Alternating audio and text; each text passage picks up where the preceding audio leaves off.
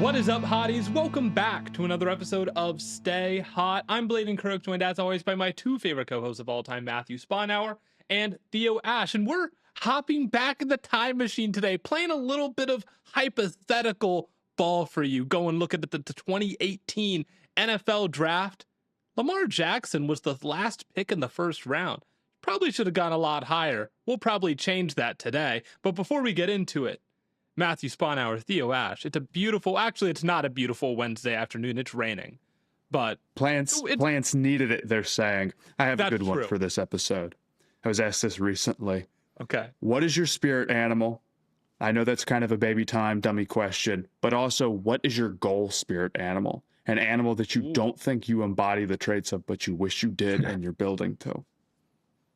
So it is a good question. This kind of connects to something Cammy told me the other day, where she said that she was in a group of people and correctly predicted all of their stuffed animals when they were a kid. Like she went one by one. This is a claim. I wasn't there for this, but she said that she correctly predicted like 3 out of 3 people what their favorite stuffed animal as a kid was.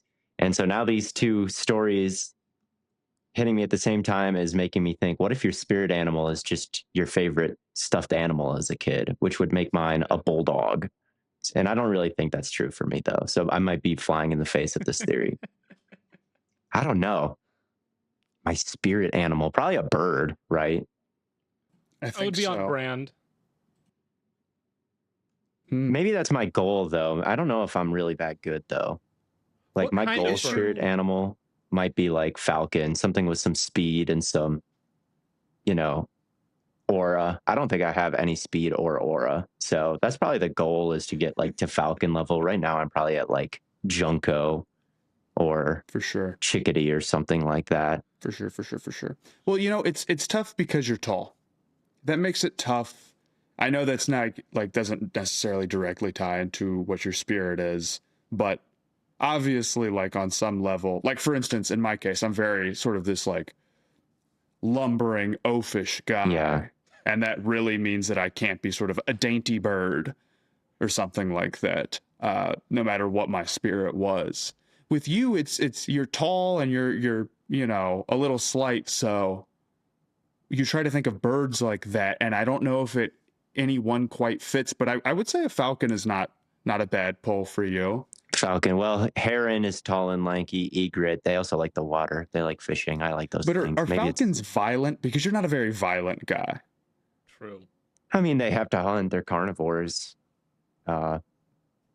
So like, yeah, they'll pick something off. But there's not a lot of. I mean, there's seed eaters and bug eaters, and then there's animals that hunt other birds. But I don't know. I think that's all about the same. I don't necessarily think they're violent in the scope of the animal world compared to some. But yeah, they hunt for food. I don't know. Heron's probably a better guess than like Chickadee or Heron Junko.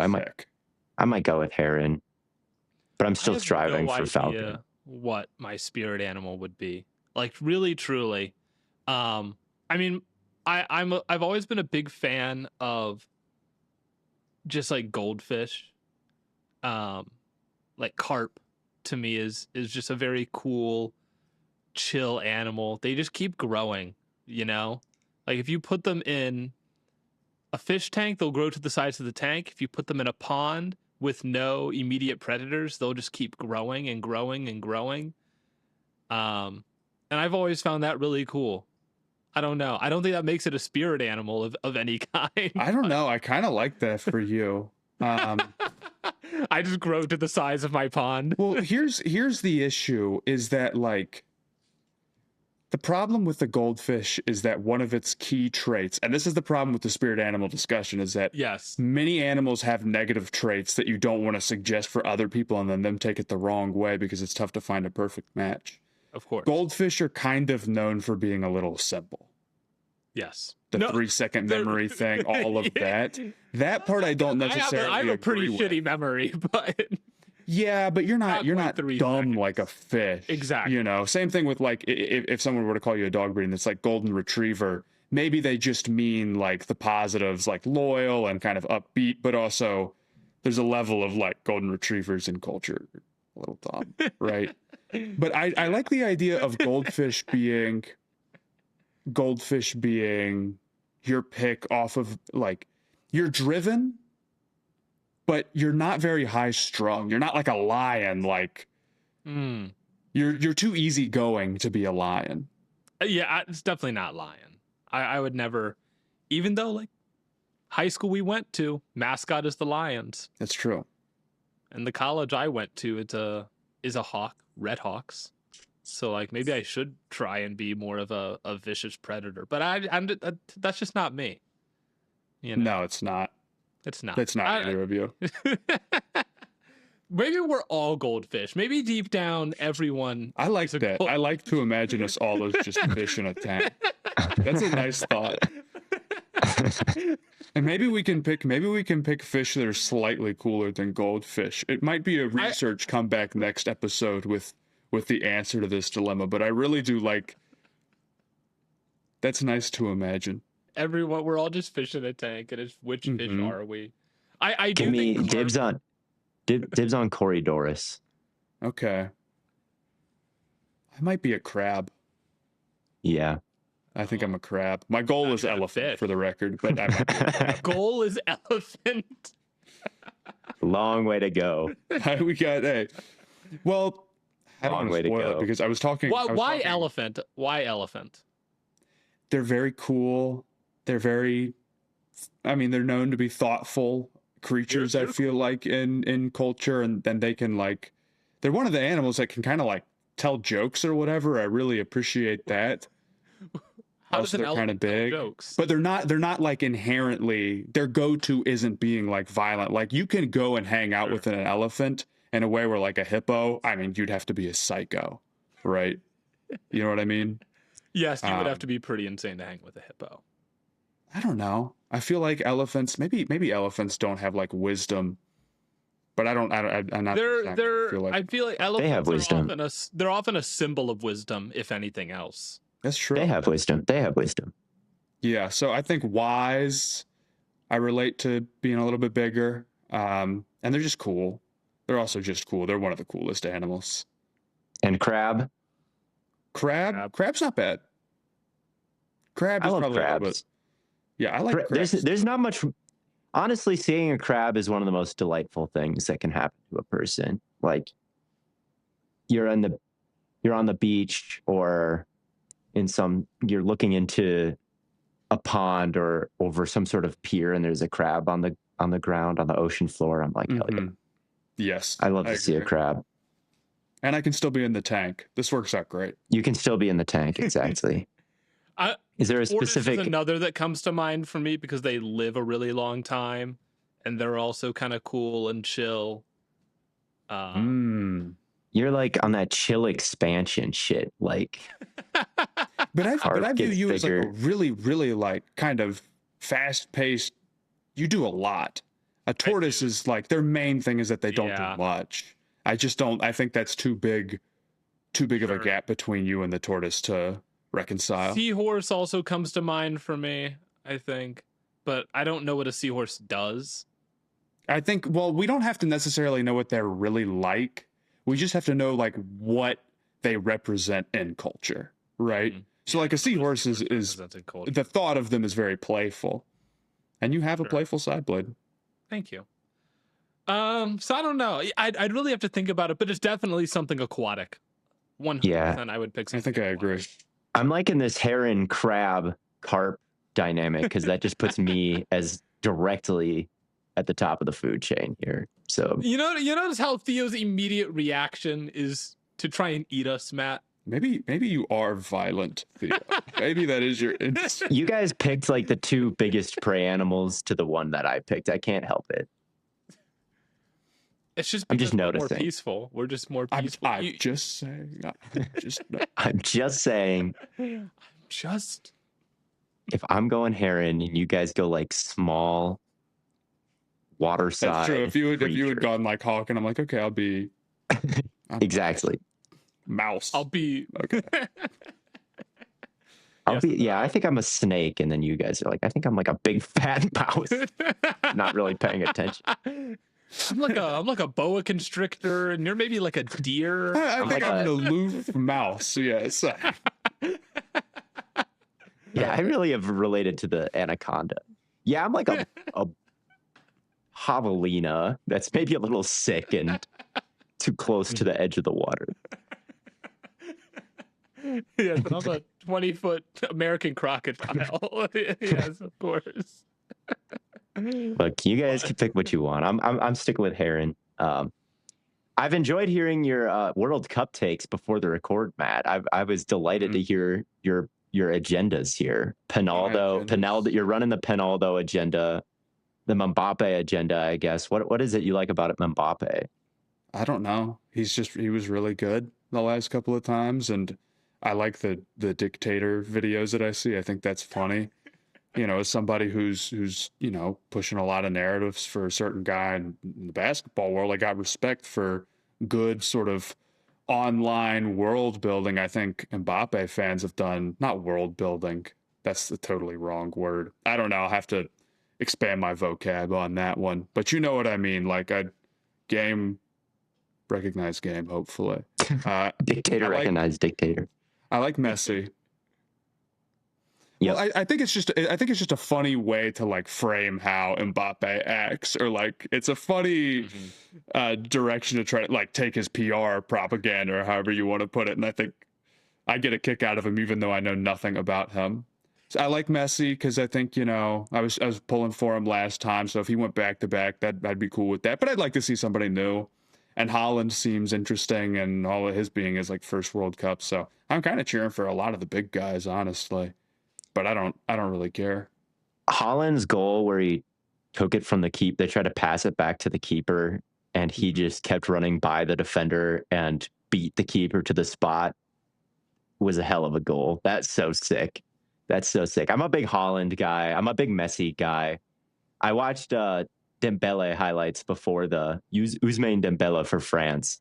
I watched his highlights before the World Cup, and I thought he seemed like a great goal scorer, but then Twitter informed me that he sucks for the national team. So I'm running a not his fault agenda on Dembele immediately, even though his teammate is Mbappe and he plays for France. So I don't know how it will get done, but I'll figure out a way. But anyway. Do we want to get into the redraft? Yes, I haven't watched any soccer, so probably ever, but that's okay. That's not true. I watched one World Cup game like maybe it was like 8 years ago or whatever. And I was like kind of bored. I just don't think it's a sport I can watch on TV without knowing anything about it. But I want to go to crew games since they're in Columbus. Like I think that would be a good way for me to get into the sport a little bit better. Going to a soccer game, even if you know nothing about soccer, is fun because the vibes are very high. Seems like a good environment. I've never been. I should go to an FC Cincinnati game. I've never been to a Rapids game here in Colorado because they get no promo or hype or anything. I don't even know when their season begins or ends. But up in the Pacific Northwest, like the Sounders and the Timbers, those games were very electric. The Timbers game that I went to, and I went to I guess it was also a Timbers game in Washington, D.C., and it was in a very sparse stadium. It was in the old Washington Stadium that was about to get torn down, and like the paint was chipping and like the seats were falling apart. It was in no state to host any kind of sporting event, but there I was with my dad, and all the fans were jumping up and down, and like the stadium was literally having rocking. A great fan base, if I'm correct. But the stadium was literally like, I was looking at the stands and I was like, are they supposed to be rocking like that? Is it supposed to be going up and down like that? This was one of their last games in that old stadium. They were about to get a new one. It was actually falling apart at the seams, but the vibes were high. There you go. That's all that matters. And we're going to try and get the vibes high for these NFL teams here as they're redrafting in 2018, especially my Cleveland Browns. As Matthew Sponhour, the Browns have 2 picks in the top 5 here, and you have both of them, right? So I'm really hoping that you put us on a better path than we put ourselves in the. Well, you said you would trade anything for Baker Mayfield a couple of episodes, right? Okay, You okay, did. no. Hold on. Out of context, completely out of context, because the Browns quarterbacks right now are Deshaun Watson and Shedeur Sanders and possibly Brendan Sorsby. And Dylan Gabriel and Taylor Green and Brendan Sorsby. So I was thinking about that. I almost just tweeted out those 5 names back to back the other day. I was getting a kick out of thinking about that. I mean, I know we want to get into it. Theo, you had some thoughts about Sorsby, though. You watched him, right? And Yeah. it's kind of big news. It is big news. I wasn't very impressed with Sorsby, though, and I think that he seems like a little bit more trouble than he's worth. Like, I understand the numbers are good, and I understand that he's a great piece in the run game. He's very fast, but I overall didn't see the potential that everybody speaks of. Like, this guy, he's fast, big arm, like on the up and up. I just don't quite see it. I think that there's a bit too much hype about him right now. I don't think like first round 2027, that was definitely happening. So second round now is definitely on the table. I don't know. agree. I mean, that's completely ridiculous. He would have come out, right? I mean, he stayed in college for a reason, and he got a very big deal from Texas Tech. And I think he still would have been. I think he would have been a 3rd round draft pick. Is about what I expect. I think a team will end up offering a 3rd round draft pick for him in the supplemental, if I had to guess. But maybe it goes down to a 4th just because the gambling stuff is so scary. I think that's pretty valid, right? And the gambling stuff, he's also getting sued by Cincinnati because he breached his contract. I know. Place. Yeah, it's not that he breached his contract and that he can't leave. It's that if he leaves, he has to pay back a certain amount. He has to pay back $1 million, right? Yeah. Which I know he should have if he's playing at Texas Tech. But now the whole thing has been upended by this. And, I want to be like the supportive, like, hey, shout out, like, if you can get a huge bag, I guess. Like, it's frustrating, it's annoying, but I'm not going to be mad at you specifically, especially if we don't know who you're going to be in the NFL. A $5 million payday could be more than half of all the money you ever make, right? So I understand. And even with the gambling stuff, like, I think it's bad, and I don't think he should play in college, of course, but I also like, you can have a problem with that, and I understand, but if he's not paying back UC, like, come on, man, you're not making it easy, brother. I agreed with a lot of your criticisms about him, honestly. I thought that UC's offense was a little realer the year before. Maybe that's completely made up, but this most recent season, yeah, it's a lot of easy button stuff, a lot of like tricky screen game, check and release. Royer has so few like real catches on serious routes because of that, and it made his tape like tricky to watch.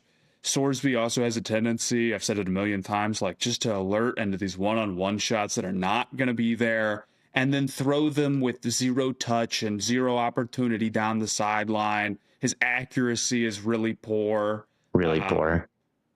Especially on those deep sideline shots. I mean, you think about the Nebraska throw or whatever, and that wasn't even a wise throw in the first place, right? I do think that maybe in your thread you undersold him athletically a little bit. I get that maybe it's trying to come down from where, like, well, he's an obvious first rounder because of traits. It's like he's got really good traits, but not like alien elite level traits. He's got really good size. I think his rushing upside and just who he is as a rusher is really good. Not only as somebody who can keep defenses honest and be a sledgehammer, but there's a lot of plays of him like setting guys up and cutting up field at the right time, and his takeoff is pretty good. And I feel like he has a good balance of using power versus protecting himself. That makes me think that it could translate. I like that take, yeah.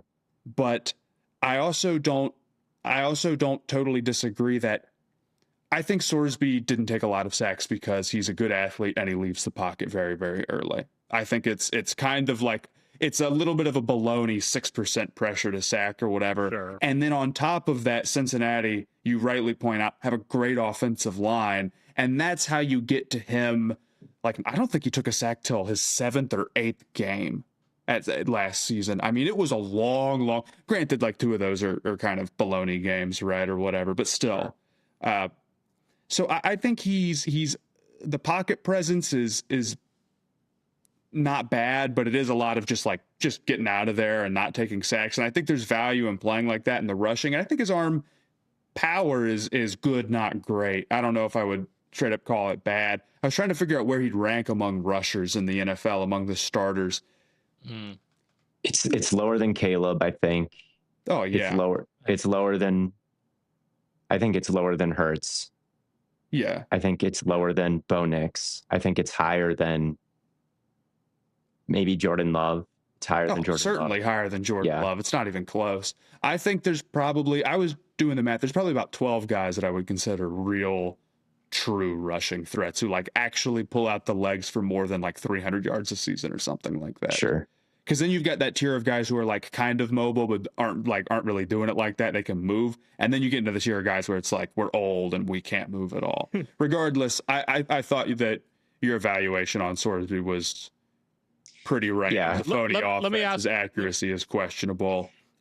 Let me ask you guys over the middle this, more, though. but let me ask you guys this: do you think he's better than Shedeur? Yes. No. I'd rather have him than Shedeur. I'd rather have Shedeur than Sorsby. I'd rather have Sorsby. I think after what we saw from Shedeur with the rolling, like he still just has these horrific negative plays. Sorsby just does not take those at the same pace, man. I know that Shedeur has run a much more real offense and it's been the NFL, and maybe that's not fair. And Sorsby can't get out of the pocket and he starts taking a bunch of sacks and that's how it goes down. Fair enough. But Sorsby athletically has a lot more upside. And Shedeur, you're really asking him to change his play style just as much as you're asking Sorsby, in my opinion. Who knows who will end up developing better long term? Progression is tough to project because some guys are different, but I think I would rather have Sorsby. I think I would take the kind of point and shoot ability of Shedeur over the like gun run game boost of Sorsby. Like I think they're both limited and they both got their flaws, but with Sorsby, at least on last year's tape, and maybe I should look more at 2024, but there was just such a real aversion to targeting the middle of the field. And I thought he had real opportunities to hit crossing routes and hit digs because, man, with those mesh points and how good their run game was, I mean, they had the second best run game in the conference behind Their run Utah. game was there. That offense really did have a lot of pieces. And so it brought up with Sorsby hitting play action all the time. Like, man, it really brought up safeties for one-on-one shots on big posts, and it brought up linebackers for play action shots over the middle. Like, they should have been cooking through the air. I mean, they should have been ripping off big digs and big posts all the time.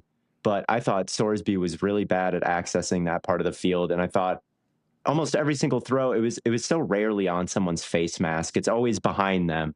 It's always overthrown or just not quite right. It's always bailing out defenders who are out of phase. And then they get to work their way back in and impact the ball because Sorsby just didn't throw it in the right spot. And I think his 5 interception number from last year will not translate to the NFL at all, because in the 4 games I watched, I'm like, an NFL DB would love to get their hands on somebody who's placing the ball like Sorsby is. It's constantly behind. I think with Shedeur, it's rough, and the sacks and the negative play rate from last year suck, but he also is behind the worst offensive line, the worst rush attack, and the worst receivers. I feel like he's got a little bit more potential to actually rip over the middle and be explosive that way. Sorsby, I look at him and I see just kind of Zach Wilson-y type stuff with him where like, yeah, he can run around. Yeah, he's got the arm angles and he's got a decent arm and decent traits and all those things. But man, just his progressions at times don't make sense to me. His problem solving out of structure, it's fast, but it's not very nuanced, I think, when it comes to setting up the pocket and hanging in there. I don't know. I wasn't very interested in Sorsby, and I'm not that interested in Shedeur, but I think I would go with Shedeur slightly, but it's not that. It's not. Yeah, no. I feel you. And really what frustrates me as much about anything with the Sorsby stuff is is just where PFF had his downfield passing number. After watching an entire season of that, and then again, you see like the 99, it's 90 something or whatever. It's like, no way. I totally agree. Cincinnati's offense was great last year, regardless, but like it should have been. If they had a really real special. NFL pro back there, they would have won the conference. Like, well, their defense was bad, but okay. I mean, oh my God, their defense was so bad. It's all right. I didn't get that part on film, but I did get on film is in 4 Sorsby games, I see him hitting the ground, like frustrating, jumping with his hand on his head, like the level of frustration that there was with himself and with the receivers too, because the receivers dropped a lot of passes and the receivers weren't real gifted separators. I'll give him that. He's not in some like perfect world. The run game is good, but he's a big part of that. And then the receivers, like sometimes they're open and he doesn't hit them. Sometimes he makes a good throw and they drop it. Sometimes nothing is going right. It was frustrating. It was certainly frustrating, but the run structure and the way they leveraged him as a running threat opened up so much that it still should have just been a little bit better, even if the receivers are weaker. I completely agree. We got to get into this mock draft. Yeah, let's get into this mock draft here. You're on the clock with the Cleveland Browns first overall. I did not want the smoke of the first overall pick because obviously it's Allen or Lamar, and I wanted to leave that up to you and just snatch up whoever you don't take with the number 2 pick. I know who I would take. So I know who I would take too. It's tough because I feel strongly about both these guys being really good. And I was getting that feeling like I was last year. I'm like, can we just get one of these guys to win the Super Bowl, please? Yeah. We don't need another Stafford Super Bowl. Because these guys, they're better than a lot of the old generation guys. They really, really are. But they just cannot get it to come together. It is the most frustrating thing in the world.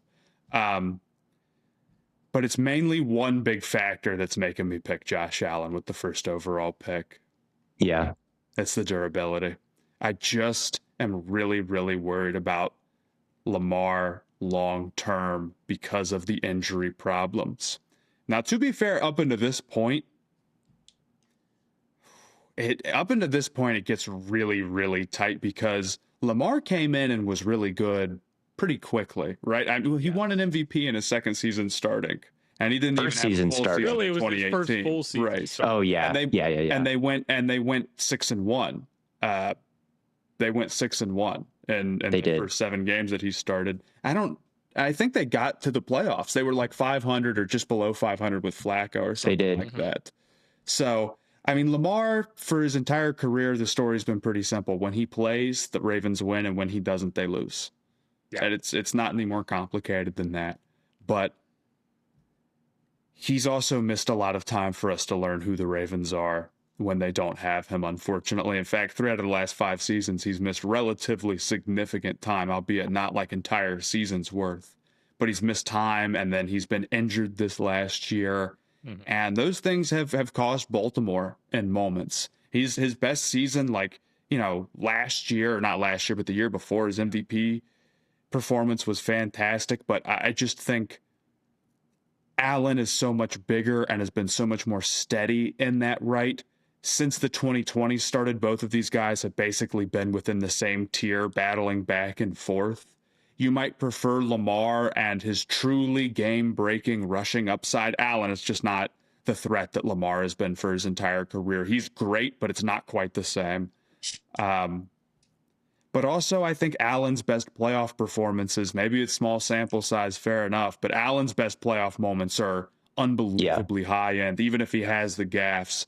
Lamar, he's had some decent games. He's had some good games, but he's never had like he did everything he could and the Ravens lost anyway, off the top of my head. And he's had some bad mistakes on top of that, although there's games that they should have won where other guys are fumbling and all sorts of stuff, right? The Bills game in the cold when Mark Andrews dropped it, and Mark Andrews had the fumble at midfield trying to like cut back, and that one too, or Zay Flowers fumbling at the one. Fumble, Zay Flowers fumbling at the one. So I don't necessarily view Lamar as like a total playoff negative or anything, or like that's my reasoning, and I don't want to make it out like I don't believe in Lamar, but if you were picking this right now, like let's say, I just imagine yourself as the Browns actually, and you knew everything that happened, would you go Lamar over Josh Allen, or would you be like, both these guys are really good. One of them has showed some really concerning injury signs.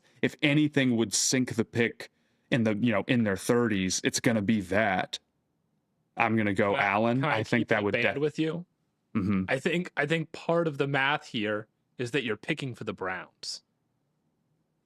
What do you mean? Do the Browns develop Josh Allen into Josh Allen? I'm not taking that into account at all. No, I think you just assume that he turns into Josh Allen. Well, we have to. Then it gets into like, well, maybe the Browns put a bad team around Lamar and he gets hurt. It's like, I would argue the Ravens kind of didn't put Lamar in some great situation, and he still went crazy. I'm not taking into account development, because then what are you going to do? Like, does Mulata have to go to the Eagles or something? No, I just don't want to do that. He could go to the Browns. They had Callahan at this point still. I mean, I think Josh Allen's development too just had a lot to do with getting Stephon Diggs as well. Like when his wide receiver one was Zay Jones, like, yeah, he looked bad. And when it was Cole Beasley as his best weapon, yeah, it looked bad. And then when he gets a top 3 receiver, maybe the best receiver in the league, oh, look at that, he broke out. I mean, you see the same thing with Hurts and AJ Brown and Tua with Tyreek Hill a little bit to a different extent. Like, at what point are we going to, like, Josh Allen, he did work on his mechanics and he did get better and he did, hone some things for sure. But I think Josh Allen's, the improbability that Josh Allen turned into Josh Allen, I think it's a little bit less improbable than it gets made out to be sometimes. Like, if you put Josh Allen and got some dogs around him, I think he would have figured it out, because he's a multi-millionaire special athlete, and we don't know. I mean, the Browns in a couple of years in 2020. No, the Browns were good. No, they were a good team with a quarterback who's actually playing pretty decently. So I mean, to what level am I supposed to discount Allen for that as like? And Lamar could be a wide receiver or punt returner or something. Yeah, right? yeah. Like, I mean, who knows what the hell the Browns would have done? Like, we see him as an athlete. We're putting him at tight end and asking him to put on 50 pounds, and it's like, yeah, they're like, well, it worked for Terrell Pryor. Like, why can't it work for this guy? Another I'm not draft legend. I am going to assume that whatever injuries you suffered in your actual career, you will also suffer in this, even though butterfly effect, I'm just not. It's impossible to take that into account. Yes. And I'm not taking into account development, like, because you went to a good, like a good team at all. Yeah. That's like against the spirit of what we're doing, I think. Sure. Different time travel rules here at Stay Hot. The Stay Hot time travel rules. I think most redrafts work that way, to be honest. Probably. Because you wouldn't redraft someone that, I mean, you're not taking Baker. No, you wouldn't take Baker. I'm taking Baker because he just meant so much to the city. And butterfly effect is not tearing his labrum this time around. If you pulled Cleveland, I think you might have a disturbing butterfly effect. He tears his labrum still, but he takes the surgery and misses the season. Then he comes back instead of, and never has shoulder issues again, and not last year. Never has shoulder issues again. Yes, of course. All right, you're taking Josh Allen. I'm on the clock with the Giants here. The Giants, God bless them, they were chilling with Eli Manning at this time. I was reading into their state in 2018, and I was looking at Gettleman quotes. He said that Eli is the long-term plan. He compared Eli to Tom Brady and Julius Peppers and said, some guys are just freaks. And that was their ration. We don't need to replace Eli. Saquon was their number one guy on their board, which fair. He was pretty good. He won Rookie of the Year and obviously had that Super Bowl run. Like, I think they correctly identified his talent. But just writing off quarterback in this draft because you had Eli and you thought he was a freak like Julius Peppers is hilarious to look back on. So I'm going to snatch up Lamar Jackson here.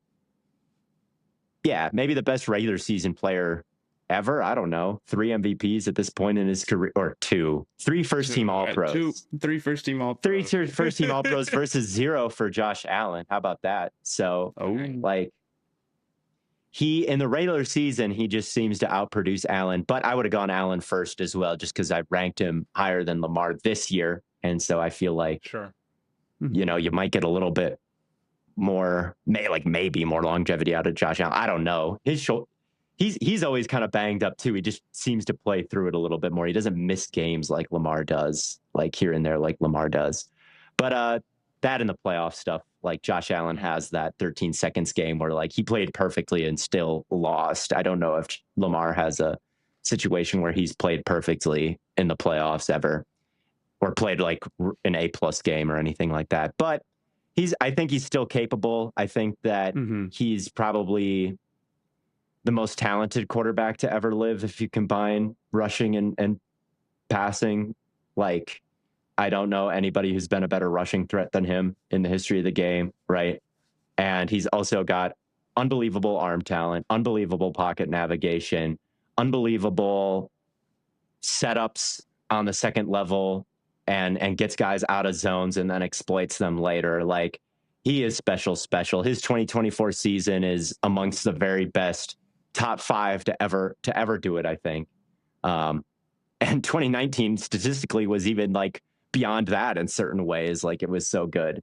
Like, Although that was his. I don't think he was as good in 19. I don't think he was as good in 19, but that was like, he's still really good. I mean, he was still MVP, really believe good. It or not. He was an MVP. I mean, that was the highest success rate of his career. His QBR was actually higher than his yards per attempt. His net yards per attempt was right in line. It was statistically 2019 was a crazy. It was.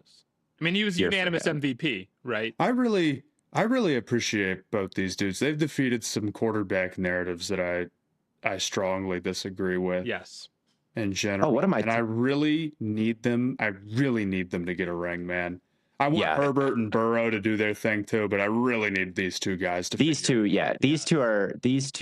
all time are just on a different. They're way too good not to like be below like Big Ben in somebody's list because he got 2 rings or something like that. Sure. No I was even looking at the wrong guy when I named those stats. I'm very sorry. His QBR was way higher in 2019 than it was in 2024. He had a 9% touchdown rate, which is crazy.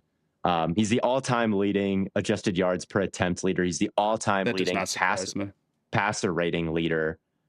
Like, he reminds me of Rodgers a little bit. And when you look at some of these efficiency numbers and you look at like just the raw talent, you say, this guy's like the best to ever do it. I mean, more yards per attempt on the ground than anybody else, more yards per attempt through the air than anyone else. Like, it doesn't get much better. 3-time first team All-Pro. Like, it doesn't get that much better than that in a regular season setup. But it really doesn't. And after that 2024 season, I really sat back and I'm like, is Lamar Jackson the best football player that I've ever seen? Like, seriously, he's pretty unbelievable. And you got to say, like, he probably doesn't get the credit that he quite deserves for what he does for running back efficiency as well. Yeah, especially right now because it's Derrick Henry. So nobody's going to hear like, hey, Derrick Henry is like still this efficient in part because of Lamar. It's not entirely because of him, but it's in part because of him. Like, he goes to the Ravens, all of a sudden he's averaging like 6 yards a carry again. Exactly. Or like J.K. Dobbins, who's bounced back gloriously and is still like really effective, but he was a rookie averaging 6 yards a carry. And he should have. Gus Edwards was like one of the most efficient runners in the league. Since 2019, the Ravens rush EPA is 0.041. The second best rush EPA is negative 0.006. So every other rush attack in the league outside of the Ravens is negative. The Ravens rushing efficiency is on par with a top 10 passing efficiency team. It's above what the Lions have been since 2019. That's absurd. That's how good their run game is, and it's all because of Lamar Jackson. Like, it's because of Lamar Jackson. But I will say, since 2019, what team has the highest overall offensive EPA per play? It's the Buffalo Bills, even ahead of the Chiefs. Yeah. Wow. So, yeah, it's Lamar. They're both cracked, but they are. I like this order that they went in. Yeah, and now I'm sitting here with kind of an impossible task, dude. Yep. Because if you were the Jets, if you're a Jets fan and you could go back and redo this and Josh Allen and Lamar are off the board, you're like, well, we could go Baker because he started his career off pretty well. And then, or we could go Darnold because he just won the Super Bowl. And so we could bring him back. Or you could go Saquon because he's here. Or you could go best linebacker in football for the last decade-ish, is Fred Warner, right? Like, truly the most impossible task, because you're like, you look at the roster, it's like, this is the worst roster in football. This Jets team in entering 2018. It's such a shitty position because I feel like Darnold is the right pick, and you're like, oh, Darnold to the Jets, that would change them. Wait, that's just what they did, and it didn't work at all. So, but I do kind of feel like that's what you have to do in some way, and you just have to hope that they surround him with better pieces. But I just don't know if that's how things would play out. I think things would kind of just play out the same way that they did the first time that he was there. And so my intuition tells me to just pick the best player on the board here, which would probably be Fred Warner, who's been the best linebacker in football, again, for since he came into the league pretty much. So it's kind of a boring pick. And obviously there's two quarterbacks on the board here that you could go with. But I think I'm just going to go Fred Warner. Fair enough. Yeah. I think Warner is not only great, but he's pretty special and unique and gives you that sort of superpower, makes everybody game plan for you differently. Right. The Achilles does make it interesting. The Achilles does make it a little interesting for me, and how he'll bounce back from that. it wasn't an Achilles though. What? Was it Achilles or ACL, or am I mixing him and Greenlaw? It was a dislocated and fractured right. He broke his ankle. He snapped his ankle. Oh, that's really not. That didn't make me feel that much better. I don't know why I thought it was. Well, I was thinking that it was an ACL. I'm not gonna lie. No. Wow. No, okay. he bent up his ankle. Okay. So he could end up coming back and being just fine. I mean, you can come back from Achilles too. I don't know. Yeah. I'm not going to say that I know about how breaking your ankle does not sound good. No, it doesn't. It doesn't. It doesn't. So we'll see how he comes back from that. But yeah, But even if you got the last he's been. 8 years of Fred Warner, even up until this point, I think you'd be pretty happy with that. Yeah, 4-time first team All Pro. Yeah. Not a lot of guys doing that who aren't in the Hall of Fame. Exactly. And certainly will. Yeah. I think to this point, Warner has done more than Sam Darnold in his career, but you better hope that Sam Darnold doesn't play another 10 years, you know? The thing is, yeah, if Darnold were to like fall apart in some way or the other, you would feel a little like punked by taking him, where you're like, okay, well, how many years has Darnold been good so far? The answer is like, well, he's good for Minnesota and he's good for the Seahawks as, like, to be clear, a game manager guy that needs to be in the right situation. He hasn't peaked as some great player and it just took 5 years. He's like really good and like maybe in the higher end in that tier. And he's also younger still. He's still, only 28 or 29, which is nice. So you feel like you should have some more time with him. But who knows exactly how long? And it's a little tough because... So then you would wait and wait and wait? Or do the Jets now go through with the knowledge that it's just going to take a little bit of time? Probably. It's hard to judge. I agree. This ended up being a really tough challenge. It's a great draft class with some really weird players in it. Yes. And who have weird careers. But I'm glad that you went Fred Warner because it makes my decision at 4 for your Cleveland Browns pretty easy, in my opinion. I don't want to say pretty easy. Maybe that's too far. But I feel pretty comfortable taking Quentin Nelson here. That's the 4th overall pick. He's been one of the best guards in the NFL since he's been in the NFL, and he continues to be one of the best guards. He had a little bit of a downstretch with some injury problems, but even then, he wasn't like a bad player or anything. This guy is really, really tracking to be like a first ballot Hall of Famer, or at least make the Hall straight up. First ballot's pretty tough for offensive line. You got to finish strong, but getting somebody who is so consistent, who you can really build the run game around, who is just like, every combination of a mover, a play finisher, his just physicality and upper body strength is all really, really good, but he's smart and rarely makes mental mistakes. Getting that guy to pair along with a young quarterback. I mean, you'd rather have like a crazy star receiver, maybe even like a crazy star tackle, right? but a big piece on the offensive line settled, I think that's a pretty strong move. And I just think he's the best non-quarterback on the board in terms of what their career has been so far and what their career projects to be going forward. So I got him. Yeah, that's who I would have gone next also, even though it breaks my heart to not take Nick Chubb here. I mean, he's not. It really does.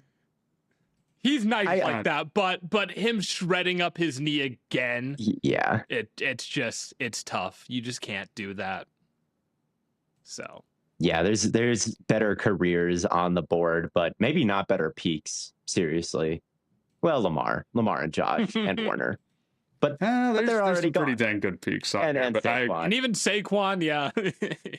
So. But after them, it is Nick Chubb, and I got a chance here with the Broncos to go in a lot of different directions. Their original pick was Bradley Chubb, and that wasn't a terrible pick for them.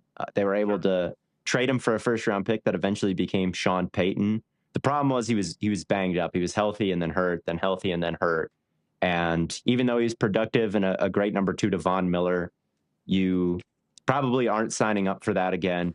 And they did have Shaq Barrett at the time, who probably could have filled in a little bit better than he ever got the opportunity to in Denver. So I'm changing up the pick here, even though Bradley Chubb was solid. Obviously, Baker is the elephant in the room, and they needed a quarterback. They had Case Keenum at this time on a 2-year, like $25 million deal, not a very big investment.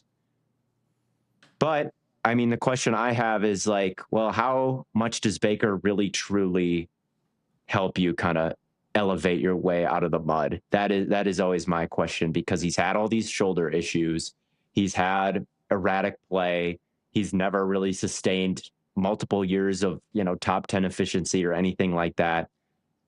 Are you signing up for just being mid when you pick Baker Mayfield? Are you kind of capping your ceiling to raise the floor a little bit?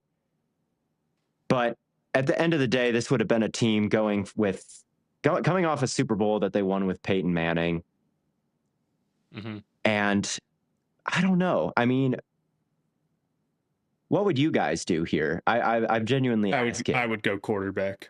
Yeah. You'd go Baker? I would go quarterback. We can have the Baker Darnold discussion, but here's the thing. Yes, Baker's efficiency itself has been up and down, and he's kind of erratic, and he's got big moments and low moments. But I think that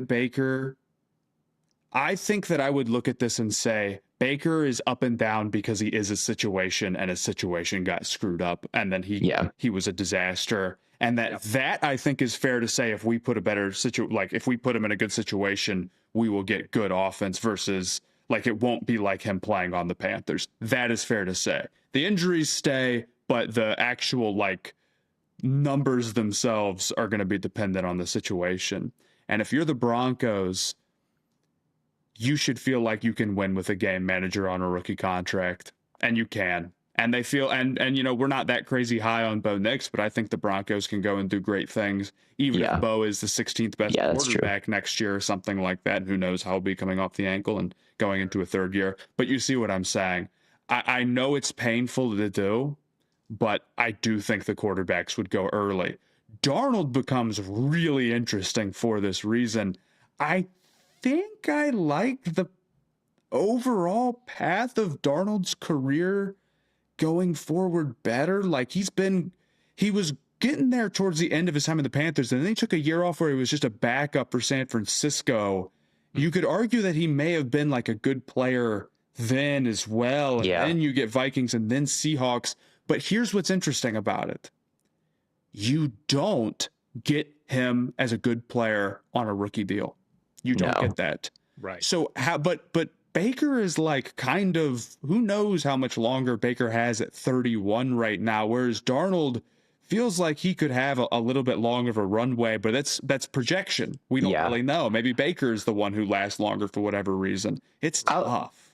I'll go with Sam Darnold here. I think you don't get him as a good player on a rookie deal, but like Blaiden said, I mean, these were bad Jets teams, and Ultimately, at the end of the day, the people who held out on the couple of good throws that he made and held on the talent were ultimately correct. And like I said with Josh Allen, like maybe all it takes is getting Stephon Diggs. Like that's what development is. Or maybe all it takes is getting Justin Jefferson or Jackson Smith and Jigba. That's what development is. And if Sam Darnold can win you a Super Bowl, and we know that he can, and he can be somebody who has great production over the last 2 years in Minnesota and Seattle, right? Like, and won a lot of games. I mean, he's won 14 games with Minnesota and 14 games with Seattle, right? Like the guy now he's not situation proof. He needs Flores and Mike McDaniel and Justin Jefferson and JSN and stuff like that. But he's done it in multiple situations now. He could have done it earlier if he wasn't on the Jets. I believe that, and the Panthers.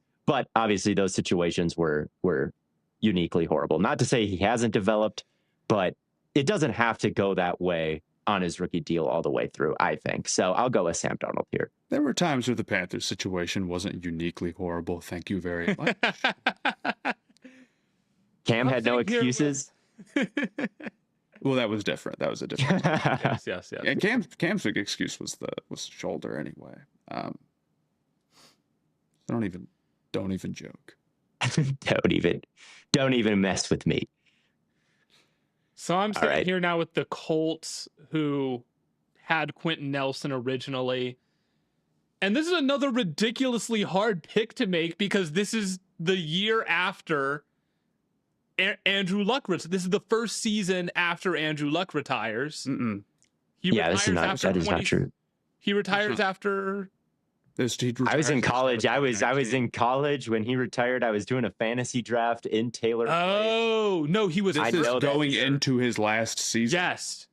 Yes, he was hurt. He got hurt this year. But I'm arguing that we know that the Colts do know what happens to him.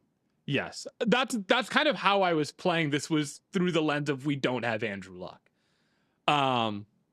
which I think makes it much harder because also T.Y. Hilton was okay at this point, but he wasn't game breaking. Their tackle for loss leader had less than 10 TFLs. Their sack leader had 5.5 sacks. Like this was an all around awful team, top to bottom.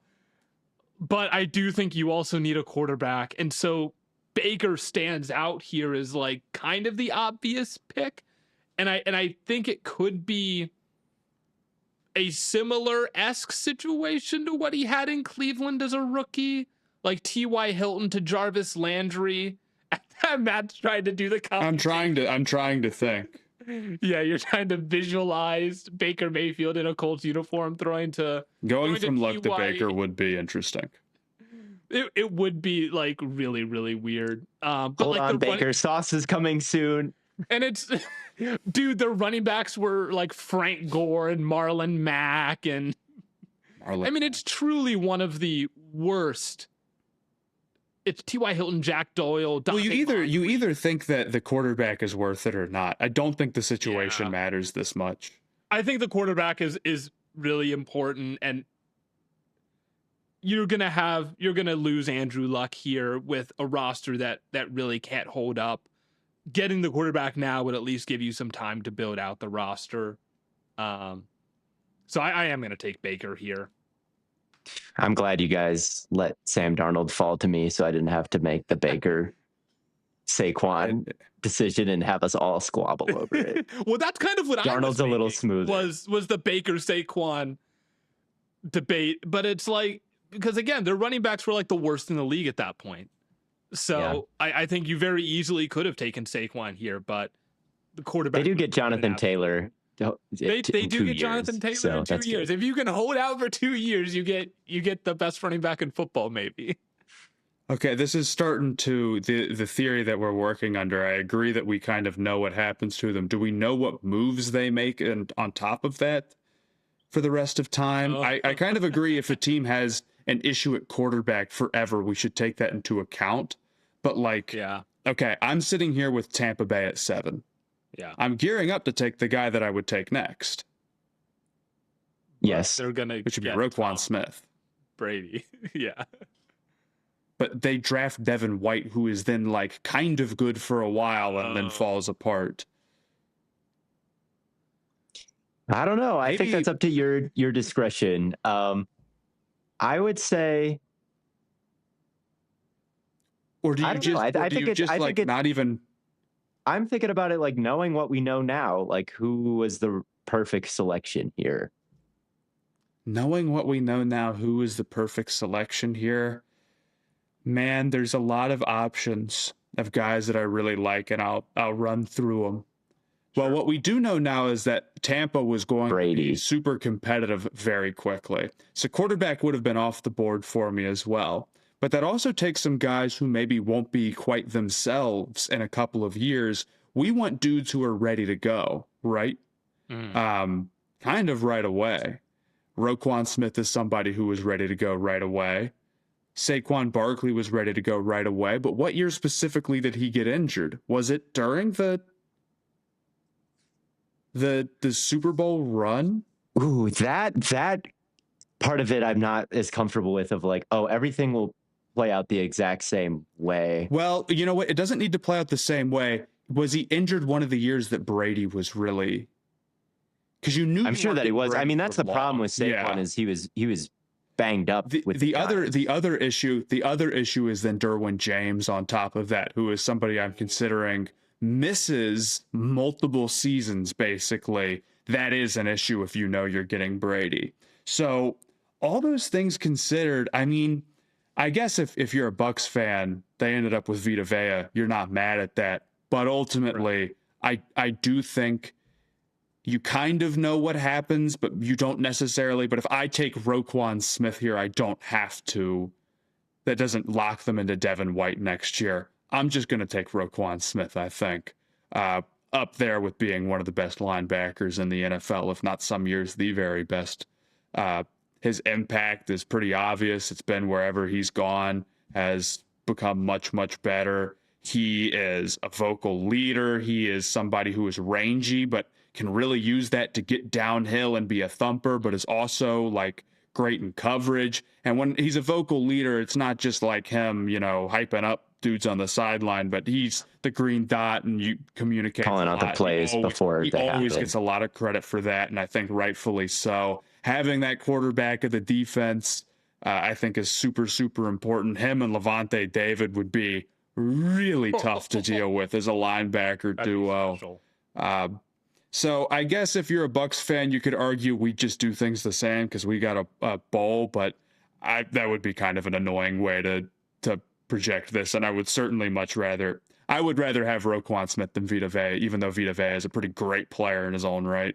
I mean, you wouldn't do things the exact same way because they traded out of this spot and then Josh Allen got selected. And that's yeah. So even though you got a bowl, those are. Although maybe because he doesn't have one. Although I would think Josh Allen on that Buccaneers roster could have gotten a Super Bowl. I do. Probably puts up 10 against the Chiefs defense in that Super Bowl. But maybe, butterfly effect, maybe the tackles are healthy. Who knows? Regardless, I'm just taking Roquan. He has kind of been a little up and down recently, so I don't know about the longevity, but I don't know about Saquon's longevity. Derwin's missed a bunch of time. Frank Ragnow's longevity I do know about, and it's not good. Yeah, it's not good. It's not good. And I just don't think a guy like Vita Vea has quite hit that peak. Mulata, we'll get into a lot of these other guys. There's other good selections here, but give me Roquan, who is another one of those like kind of game-breaking, game plan around him dudes at his position. That's annoying because I have the Bears next, and they really need Roquan Smith to be the 2018 Bears. Like, he replaced Christian Jones at linebacker. Tremaine Edmonds is right there for you. You can get out ahead of this sucker. Let's go. Out ahead of this. Yeah, I don't think that was a good trade, I got to say, going from Roquan Smith to Tremaine Edmonds. Tremaine Edmonds had a good year last year, but Roquan Smith is a lot more active, rushing the passer and getting tackles for loss and covering more ground. Like, Tremaine Edmonds moves with the quarterback. He's big, long arms, gets in the throwing lanes, tips things, pursues, good loop tackler and all that. But Roquan's just a completely different level. I don't know if just putting Tremaine Edmonds in here makes the 2018 Bears the 2018 Bears. Having that guy at the second level, and Fangio needs those guys. I mean, he had Navarro Bowman and Patrick Willis. He had Zach Bond and Nakobe Dean, right? Like, Roquan Smith is a crucial part to make the 2018 Bears the 2018 Bears. So, man, what do I think do? you got to think a little longer term than that, because you know that ultimately that Bears team is very likely doomed. I mean, they had a chance to be like one of these defensive run teams, certainly, Yep. if you run things back, but you knew that it wasn't going to long to be regardless. It wasn't like a perfectly built out team that you've got to get back to building. I'm going BPA for most of these picks unless there's something screaming egregious I have to think about. Yeah, to be honest. I think I'm pivoting just to Saquon Barkley here for the Bears. Rookie of the year for starters, one of the most elusive players to ever live, somebody who has a 2,000-yard season under his belt, and somebody who could have given real support to Mitchell Trubisky. I mean, there was a big hope that he would break out this season and he would be, like the next Carson Wentz. Like, oh, Carson Wentz didn't have a great year, and then he was an MVP candidate year two. Like, that same thing could happen to Mitchell Trubisky. Like, that breakout was really hoped on. Obviously, it didn't happen. To have somebody like Saquon Barkley to hand it off to, maybe that lack of a breakout from Trubisky could have been alleviated, and the defense still could have been top 5 or top 10 even without Roquan Smith, because they still had Khalil Mack, they still had Eddie Jackson, they still had Kyle Fuller, they still had Akeem Hicks. They, so I'll just pivot and get probably still the best overall, non Josh Allen, non Lamar Jackson player in this draft. Still, he was when it happened, and I think that kind of remained true. So we'll go with Saquon Barkley here for the Bears. All right. And I'm up for the San Francisco 49ers, who were also gearing up for some pretty special Super Bowl runs to lose to the Kansas City Chiefs. But they don't have Fred Warner now. And so they're going to need a new centerpiece for that defense as well. I'm going to go with Minkah Fitzpatrick. I'm going to pick the guy to stop Wasp. All right. That's kind of my vision here. 3-time first team All-Pro safety, one of the rangiest guys, and especially at his absolute peak. I know he's taken a bit of a step back in recent years, but he's still really, really good. I couldn't believe when Pittsburgh moved off of him. It felt like we've talked about this a billion times, so I'm not going to elaborate on it too much. He has always been super reliable, always in the right place. And it got to a point where he was producing so much that teams just stopped throwing at him entirely. And I think if you're the Niners, going from a guy who was so capable at eliminating an area of the field to another guy who's so capable at eliminating an area of the field kind of makes perfect sense. So, yeah, I love the Minkah pick. He's solid. He's so good. Minkah would have been of the next few on my board. I like the pick. You're back up, Matt. Oh, man. Okay, so I'm here with the Raiders. I don't think there's any position I can't pick other than, well, we know they roll with Carr for a while, but that's not an issue. And Rodney Hudson played for a while and was a good piece, so they probably can't go center. Man, it is really, really difficult. I guess I'm torn between Vita Vea, Derwin James, and Jordan Mailata. Mailata, I think, has the opportunity to end his career really, really strong at a position that supports that as a crazy athlete and as somebody who I think has climbed pretty high, again, in a hard to find, really impactful spot. But it also took him a while to come along. He wasn't somebody who was just out of the gate, even like a starter, right? He didn't really start until 2020. And he probably wasn't the Jordan Mailata we know until even a little bit after that. So you have to quit, like, a lot of that is a projection, whereas Vita Vea is somebody that I could just get right away and say, I know I've got a really good piece, and he's been Vita Vea for a long time, but I don't think he's reached quite the highs that Mailata has, and I think he plays a little bit less valuable of a role in a position, even though we like him because he's this big nose tackle who eats double teams and takes space, but also is quick enough to be a decent threat in the run game or in pass rush for his size, or at least collapse the pocket with some consistency. And then Derwin James is also somebody who's just super rare and special, and I think is still a really great player, but he's got some super serious injury issues. that end up plaguing him and taking a couple of his seasons. So do we rate that top end safety, or do we rate the value at tackle or the consistency of Vea? I will say with Derwin, I mean, 2019 and 2020, after his first team All Pro rookie year, are pretty much robbed from him. But he's been decent since 15 games, 14 games, 16 games, 16 games, 16 games. So it's not like he has multiple nothing seasons. He has one completely lost season. I think if you were the Raiders, I think you would rather have Mailata now. I won't lie. I might go Jordan Mailata, but it's a projection because I definitely rather have Derwin so far. And Derwin is so much more of a game breaker. But I think I'm going to go Jordan Mailata. Yeah, I mean, if he can have the longevity of Lane Johnson, he's good for another 5 years in this sort of like top tackle form.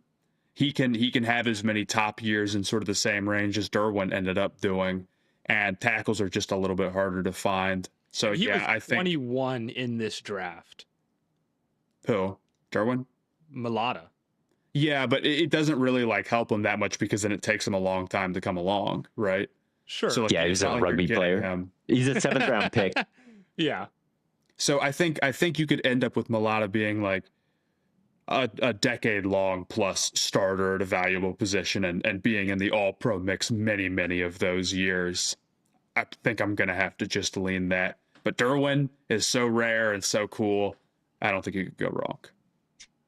Derwin's a total beast. I'll be thinking about him here with the Dolphins because they picked Fitzpatrick and that worked out so well. And Derwin's like just as good as Fitzpatrick, I think, over the course of his career. I think he's a little bit better than Fitzpatrick right now, even though they were in the same draft class. But Minkah probably peaked maybe, I don't even know, because Derwin was lit the world on fire his rookie season. But Minkah was such a true, pure safety with so many turnovers. So great for Saban, too. I do think that Minkah peaked a little bit higher even than Derwin James. But we'll see. The other guy I'm tempted to pick here is Nick Chubb.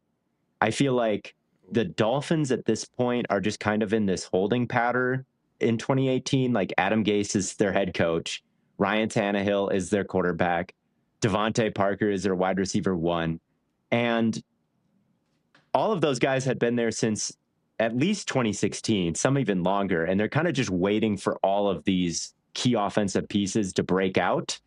And I think about what Tannehill did with Derrick Henry. Like, could Nick Chubb be that piece where you can really just run the ball down people's throat and end up succeeding with Tannehill as this game manager, but only if it's paired with somebody like Nick Chubb and he's really the driving force between dictating what the defense does. And Nick Chubb was really special at the peak of his powers. I mean, the explosiveness and the size, the contact balance may still be like maybe the best I've ever seen. Like he ran like he had a force field around him. Like Saquon is shifty and Derrick Henry just is long with the stiff arm and has the speed. Like in terms of pure damage and ability to absorb contact and bounce off of it and then take it all the way to the house. Like Nick Chubb was pretty unreal, but it's such a short prime. He tore up his knee in college and then tore it up multiple times in the NFL. I just don't know if 5 years of a running back is worth when Derwin is still playing at a. I mean, I just did my list of the safety rankings. Derwin's number 2. I mean, Derwin I would really strongly agree with Chubb or disagree. I mean, I really think this is too much. I think he peaked crazy high. I think he peaked crazy high, but I think guys like Vea and guys like Derwin are probably more valuable in the long run. Especially. Yeah, I mean, we don't even have to get into the positional value stuff, nor do we have the time to, because I have to go to bed. No. Let's do it. Yeah, I think we have 3 hours. Yeah. But yeah, I mean, Chubb's peak was great. He didn't even start 70 games before it was over, though. I mean, it's really short. I agree that Chubb at one point may have been the best running back in the NFL. I think we might have had him at one in an old ranking. So. And I don't disagree with that. I think that he was robbed of being like rewarded for the player that he is because he could have been a Hall of Famer.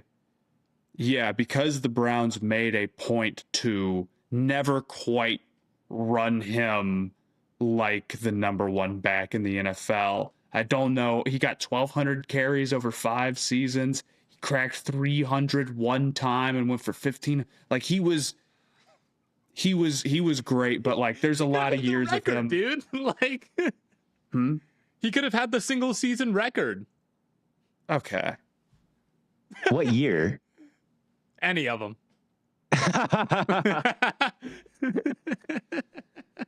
If you run him enough times, sure. I mean, it is a volume number at the end of the day, but you could say that about a million guys. Yeah, but especially about Chubb. But like, I just think the prime is too short. Yeah, like he won all. He's a 4-time Pro Bowler. Yeah, I mean, he only did make one All Pro. He never made a first team All Pro ever. Yeah. So I can't logic that personally. I also do love Vita Vea because he's, oh my gosh, I'm looking at his full name on Pro Football Reference. Holy cow.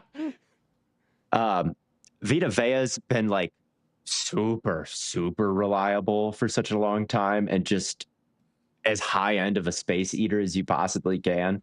And I think having a guy like that, if you want to talk about positional value in the light box, getting ahead of the light box meta with Vita Vea is pretty sick. But I'm just gonna stick with Derwin, who also helps you play too high because he's a corner who you can't block him. Like he's just a bull. He's way too strong and he can cover and he can blitz and he can do everything. So I'm going with Derwin James after all this hemming and hawing and discussion about Nick Chubb's legacy. I agree. Why did I get all of the hardest picks in this draft? I don't think that this is a particularly hard pick. It's a little hard. I mean, they don't have a quarterback, Buffalo. Sure. Right. But that doesn't matter. Right. But yeah, it doesn't matter in this case. Yeah, weight is off your shoulders. This draft is funny because nobody is like, well, there's no one left to pick. Like Josh Rosen is like literally the next best quarterback that you can take. So there's a couple of guys. They do have Micah Hyde and Jordan Poyer. So safety wise, yes, I feel safety. You can't actually. It's very nice the way the board fell for you because what you can't do is take a safety. And the only guy that I would consider here is Bates. Bates. Right? Yeah, Bates. No, he's not totally. I don't think he's super unrealistic for this high, but he wouldn't be my pick. It just wouldn't fit. But yeah, I was glad Derwin didn't fall to me because I'm like, I would feel obligated to take him, but I'm like, where do you put? Like, what defense do you run? I guess you just run big nickel. You could always trade someone, but I think that's against the spirit of the. That is against the spirit. Vita Vea you could take, obviously, would be a great player, but they don't have like they need a pass rusher is what they really needed. I don't really want to take Harold Landry this early. No. Wide receiver sticks out. Yeah, wide receiver sticks out, or just receiving talent in general sticks out like a sore thumb. They were rocking some of the worst receivers in football at the time. Mark Andrews has been very productive for a pretty long time. Mm-hmm. Cortland Sutton sticks out to me, but has had a lot of injury concerns over the years. So I kind of do think Mark Andrews is the pick. Maybe DJ Moore also get ahead of that one a little bit. But I think Mark Andrews has probably had a more complete career so far than DJ Moore, but that's kind of just off the top of my head. I could very has he had a more complete career than Vita Vea? I get that, but dude, do you see who their receivers are? Coming out of the 2017 season, yeah, Shady McCoy was their second leading receiver. It was horrible. It was with bad. 448 yards. Charles Clay led the team with 558, and then it's Deontay Thompson at 430 after that. I'll tell you this: their wide receivers still suck. All right. Yeah. And I don't think any Bills fans wants you to reach for need here when you have all the time in the world. Now you don't even have the Josh Allen timeline. Like, yeah, like who is best player available? Is it Mark Andrews? Because I would say that. Vita. I would say Vita's probably it's Vita and Bates are probably my two best players available right now. I might throw actually, I didn't even think about this. Denzel Ward is another guy Yeah. that would fit He's that interesting. really well. Denzel Ward would fit. There's an Actually, I like issue that with Denzel Ward. He's been really good for a really long time as a corner. Yeah, He has never played a full season. this is true. He's played 107 But he's games never or played less than started. 10 either. Yes, it's Because most of his amazing injuries have how been minor. many. He always is a little banged up. I do think that's kind of frustrating. Ultimately, you still feel pretty good going into a season with him as cornerback one. But it does matter that you never get a full season. If you're missing 4 games, like you're out for a month, man. That's a long time. We got somebody That's who's true. picked a great time to do yard work at 7:30. I can't hate everybody. They got back from work. It's okay. Well, is it Matt? But it's Is it not great raining? for podcasting. It's not great for podcasts. Did it rain there in Cincinnati today? Yes, it did. And he's mowing the lawn after it rained. What a psychopath! Maybe he's expecting a big rain and he's already had a hard day on top of that too. And I'm sitting here and I'm saying, I can't do my podcast. I can't do my 2018 redraft. It's very funny. So Vita Vea, Jesse Bates, Denzel Ward. I think Vita Vea and Denzel Ward make more sense than Bates just because of the safety duo they already have. Mark Andrews, I really like. I do really like Denzel Ward, even if he does miss a couple of games. That secondary would be nasty. Truly, like one of the scariest secondaries in football for several years. So I think I'll go Denzel here. I think that's fair. I don't think he's missed so much time. And I think a Right. lot of guys now in this range have at least missed some time too, where it kind of adds up one way or another. Yeah. It's a little frustrating, but ultimately with Ward, it hasn't stopped him from being a really productive corner. Again, for a really long time. And he's got some of the best, like truly some of the best tape of any corner in football, like year over year. So, like just a great coverage. His pass defense numbers over the years are so consistently great, like 11, 11, 18, 10, 15, 11, 19, 9. Like it's over 100 since he's been drafted. I can't imagine too many guys have more than 100 like that. I think about his slide to be the force player and then pops back up. He's sick. He's always on any particular play. Denzel Ward can do something spectacular and wreck the game. His pick on T. Higgins back there and didn't invite me hurt my feelings. That's a Denzel Ward clip. Let's see if I got Denzel Ward clip, but it's Matt. It's Matt with the Commanders. I'm going to take Vita Vea. Yep. All right. It's time. Again, just a really effective player for a really long time. We already talked about him. And they take pain here, right? In real life. So it's a super, super easy fit for what they wanted to do. Not that I really care that much with most of these selections, but yeah, I'll just go Vita Vea. You could make the argument about positional value for like some of these more average tackles who have ended up being solid and maybe if they'll make more during their career, but Vea, I do think is a real game changer and has played a big part on a lot of really good defenses. So give me Vea.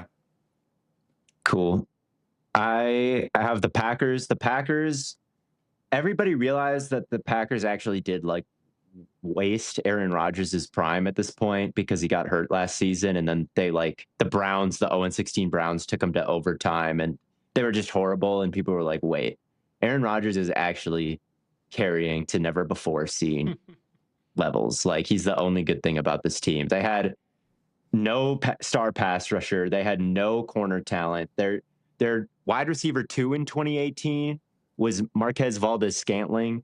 And Marquez Valdez-Scantling was also their wide receiver 2 in 2020 when they actually turned things around. Like this was you can go with anything here. What they actually did was great in this draft. They traded down with the Saints to number 27 and got a first round pick in return, then traded back up and picked Jair Alexander. So if you could do that again, I'd be fine with it. But I'm going to take what I believe to be the best player available left on the board just to try to give them a little bit of extra juice, I feel like. And I think I'm going to take Frank Ragnow. I I think. think that's valid. He's going to be really good during like that run, right? Yeah. When you're trying to get it going. So I understand not worrying too much about the longevity, especially since as we move down, the level to which these guys are becomes a lot muddier, whereas with Ragnow it's not. And the number of great seasons you're getting out of them also starts to dwindle. They have Corey Linsley at this point, I'll say, but like the Packers were always big into training guys to move around and move at different positions. I guess I'm not crazy familiar with like what it would look like if Frank Ragnow moved to guard or if Corey Linsley moved to guard. They were always centers, but it seems to be a position that in a pinch you just kind of can switch them around. So the fact that I have both of them, if I have an embarrassment of riches in the interior offensive line, that's okay. I just think they need as much talent as possible around Rodgers because they get so close in 2020 and 2021. Like, could a center like Ragnow, could an offensive line really protecting Rodgers make the difference? I don't know. And I'd love to pick a wide receiver here, but it's not the strongest wide receiver draft. I'd love to pick an edge, but it's not the strongest edge draft either. So I'm just going with Frank Ragnow. I'm going to take Nick Chubb here for the Arizona Cardinals.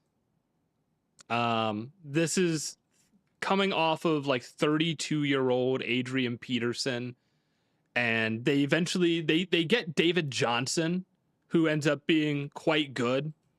With this pick, they took Christian Kirk, who was solid, but I think if you're kind of preparing for what is inevitably going to be the Kyler Murray draft in 2019, which I know we're like, how do we speculate that? Well, first off, David Johnson being good was before this. Yes, David Johnson in 2016 was a problem. Oh, he was 2016. David Johnson was the.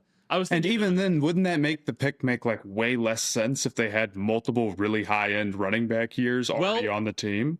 2017 David Johnson was hurt that year, right? Right. Yes. And then he was never the same. And they had Adrian Peterson. So maybe it wouldn't, but maybe but are you going to pick a guy who was just coming off a disastrous knee injury also? You pick Nick Chubb because it juices Kyler Murray. Like that. That's my vision. That's my vision. Yeah. But that's because I know Kyler Murray's coming in 2 years or in 1 year. So it might be a little bit unfair because I know the way things pan out, but that's kind of my vision is, yeah, you have, like, at the time, the most explosive, dynamic rushing threat. I don't think David Johnson plays into this, like, at all. No, it doesn't. It doesn't at all. But if they were getting David Johnson his peak years after 2018, that would make the Nick Chubb pick worse. Yeah, but Nick Chubb's better than David Johnson. Yeah, but you wouldn't pick him for the upgrade of. Yeah, but it doesn't matter because David Johnson was injured and washed at this point. Yes. So you take Nick Chubb and the Kyler Murray's peak years where, you know, they're going to the playoffs in 2020 and 20, or I guess just 2021, man. But when he's a Pro Bowler in 2020 and 2021, right, and he's really at the peak of his athleticism and escapability, you pair that with maybe the best running back in the league or best pure rushing talent, whatever you want to say. Maybe that gives them a chance to be more like the 2024 Eagles or something like that. Right. Because I didn't hate the idea of going receiver. Like, I think DJ Moore would have been a fine pick here, or like Mark Andrews. And they still had they had some years left of Larry Fitzgerald, I believe. Well, they get Hopkins. Yeah, they get Hopkins too. So I think it ends up working out with receiver. But Nick Chubb at running back to me is the pick that I want to make. So I do think he's kind of by far the best peak available here. Sure. So I can understand this for sure. And then Matt. Yeah, that brings it to me with the Ravens. Really tough. So you know that they're not going to get Lamar, so they're still going to be searching for a quarterback, but that doesn't matter. Right. I think Jesse Bates is relatively high on my list as somebody who's been consistently great for a long time. I think we're starting to get to the range of some of the tackles like Brian O'Neill or Colton Yeah. Miller. Sure. Maybe even Orlando Brown. Wyatt Teller is another offensive lineman that I would really consider here too. McGlinchey. I could go with one of the receivers. I think they've had kind of weird careers. Sutton with like the injury that kind of derailed him for a while. DJ Moore has actually been pretty good for a pretty long time, honestly.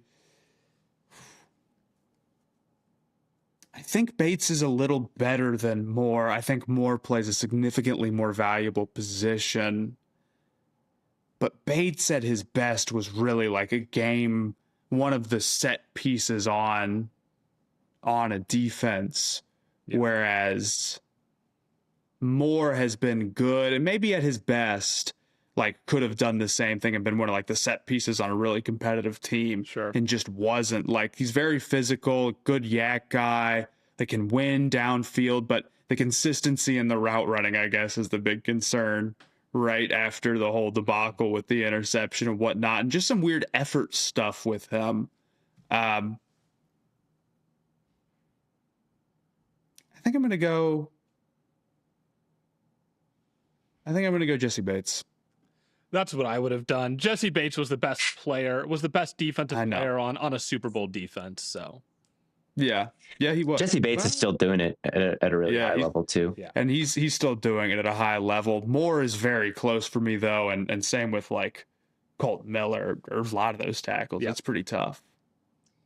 Yeah, the Chargers in 2018, they were getting not super team, but like Super Bowl contender whispers, like, oh, the Chargers, the lowly Chargers, they don't look now, but they got Casey Hayward and they got Derwin James now. Obviously here that can't happen. They got Bosa and Ingram and Keenan Allen and Phillip Rivers, Mm-hmm.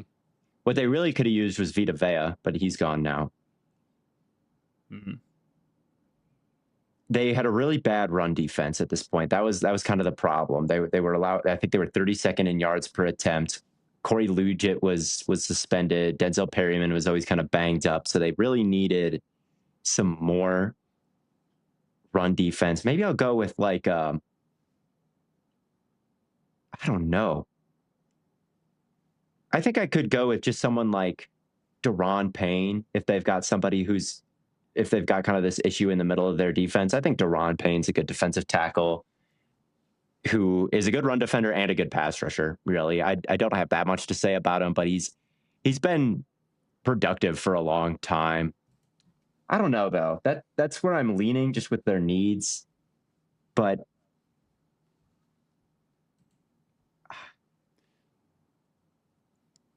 you know what? Give me Jair Alexander, actually. Give me Jair. Give me Jair. Give me Jair Alexander. Jair Alexander's the GOAT, bro. That's actually all I got to say. You would rather have him than Daron Payne. I know that Daron Payne is still doing it, but Jair Alexander, I don't know. Because Jair Alexander's out of the league. He was so good, though. I can understand not taking one of the tackles because of what we know now about the Chargers, albeit it's a little funky. Fair enough. Alexander, I mean, God, he played even less than Nick Chubb. Like, how many games did Alexander start before it was like over? Before like his last season in Green Bay? I mean, he played 50? Yeah. I don't think you can take him. I think he's just not played enough. Mm-hmm. Unless you think he swings the Chargers and Phillip Rivers era like that, because they were very good in 2018, but they gave up 40 points to the Patriots.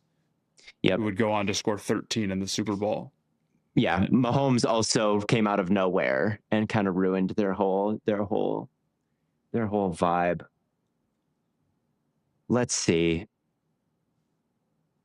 But this is a team that really wasn't that great at tackle in the year that they played. But do you trust those guys? Yeah, I'll go with Colton Miller, actually, at the end of the day. Colton Miller is extremely athletic. I just flip-flopped it around so much. But Colton Miller, I think, kind of killed the Raiders season last year. He hasn't been I guess, a picture of health either with that. But before this year, he was mostly solid, I think. Um, he can reach people and he'll hit you with a well-rounded blast. I don't know. You don't need to break down it. He's a solid left tackle for a long time. Yes. Now I'm sitting here with the Seattle Seahawks as they're really entering what many consider to be Russell Wilson's best years, right? I mean, he was not getting MVP votes, but he was in the conversation. And so you're thinking, well, how do you capitalize on this? How do you get them to that Super Bowl, or get them back to the Super Bowl in kind of the late stages of this Legion of Boom and the mid to late stages of Russell Wilson?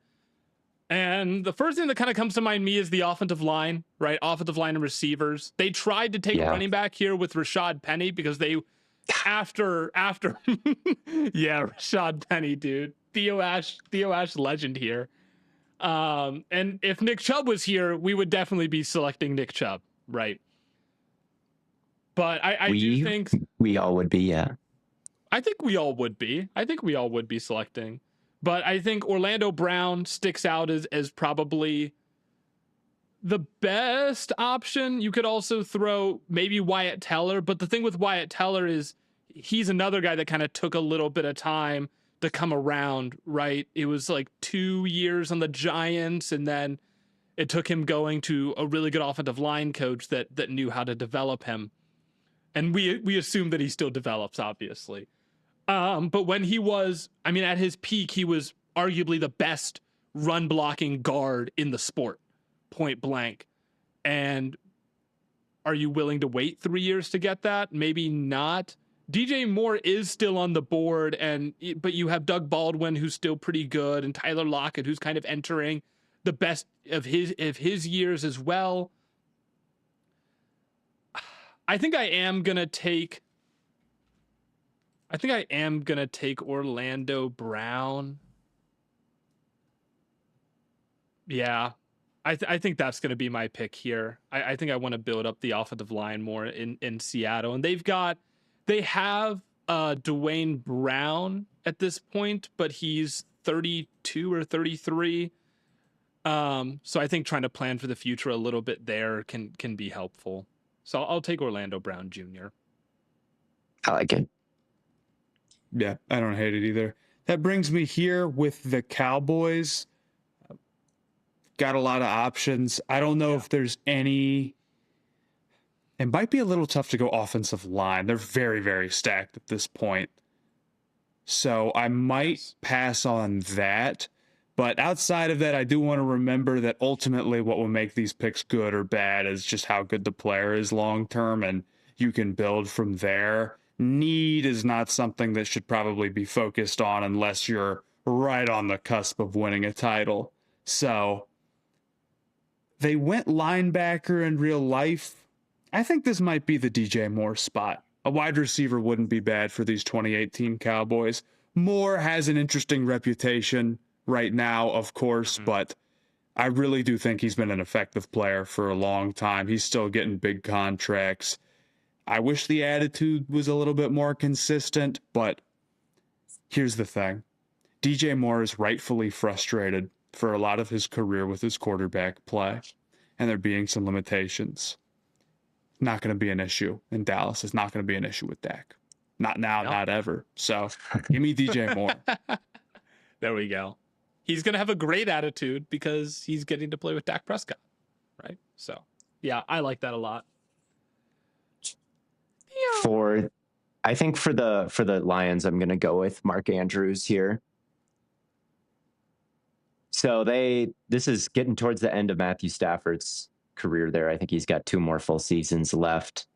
And they just don't really have a tight end. Eric Ebron was a failure and left, and then they were all happy to see him go because he was kind of a bust for them, but then they didn't replace him with anybody. So we'll give him Mark Andrews here. We know that Matthew Stafford can put numbers on the board with just about anybody. He was doing it with Golden Tate and Kenny Galladay and Marvin Jones right now. But if you add Mark Andrews to that, I think it gives you a different dynamic, and he's still good right now. I think he's still one of the top receiving tight ends in the NFL right now today, and has been super consistent for a long time. So Mark Andrews is going to be my pick here. All right. And then I'm up with the Cincinnati Bengals. And they don't have their premier. Well, Jesse Bates was a second round pick. They don't I mean they have but they could still, in theory, they don't get Jesse Bates actually in any capacity now. But they have Andy Dalton, they have kind of back half of AJ Green, but you're anticipating over the next few years you're going to get Joe Burrow, you're going to get Jamar Chase, you're going to get T. Higgins. So obviously those guys, maybe, yes. We could do another redraft of those years and maybe you don't get any of those guys.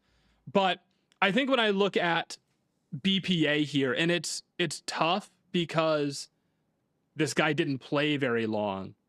Shaq Leonard, right, is a guy that's fallen a good distance, but another guy at his peak, the most violent, the most impactful, turnover forcing linebacker in the sport. Covered a lot of ground, did a lot in Indianapolis. I think the Bengals would be pretty happy to bring him into this defense right now. So. Yeah, it is very short. I mean, he's 4 years, 4 All-Pro teams. It is. That's what I think saying, dude. And it's very turnover based too with him, like 8 forced fumbles, right, 5 interceptions, 4 interceptions, something like that, or a bunch of tackles. Was he ever Fred Warner for those years, or was he? No, it wasn't Fred Warner, but I mean, 8 forced fumbles is unbelievable.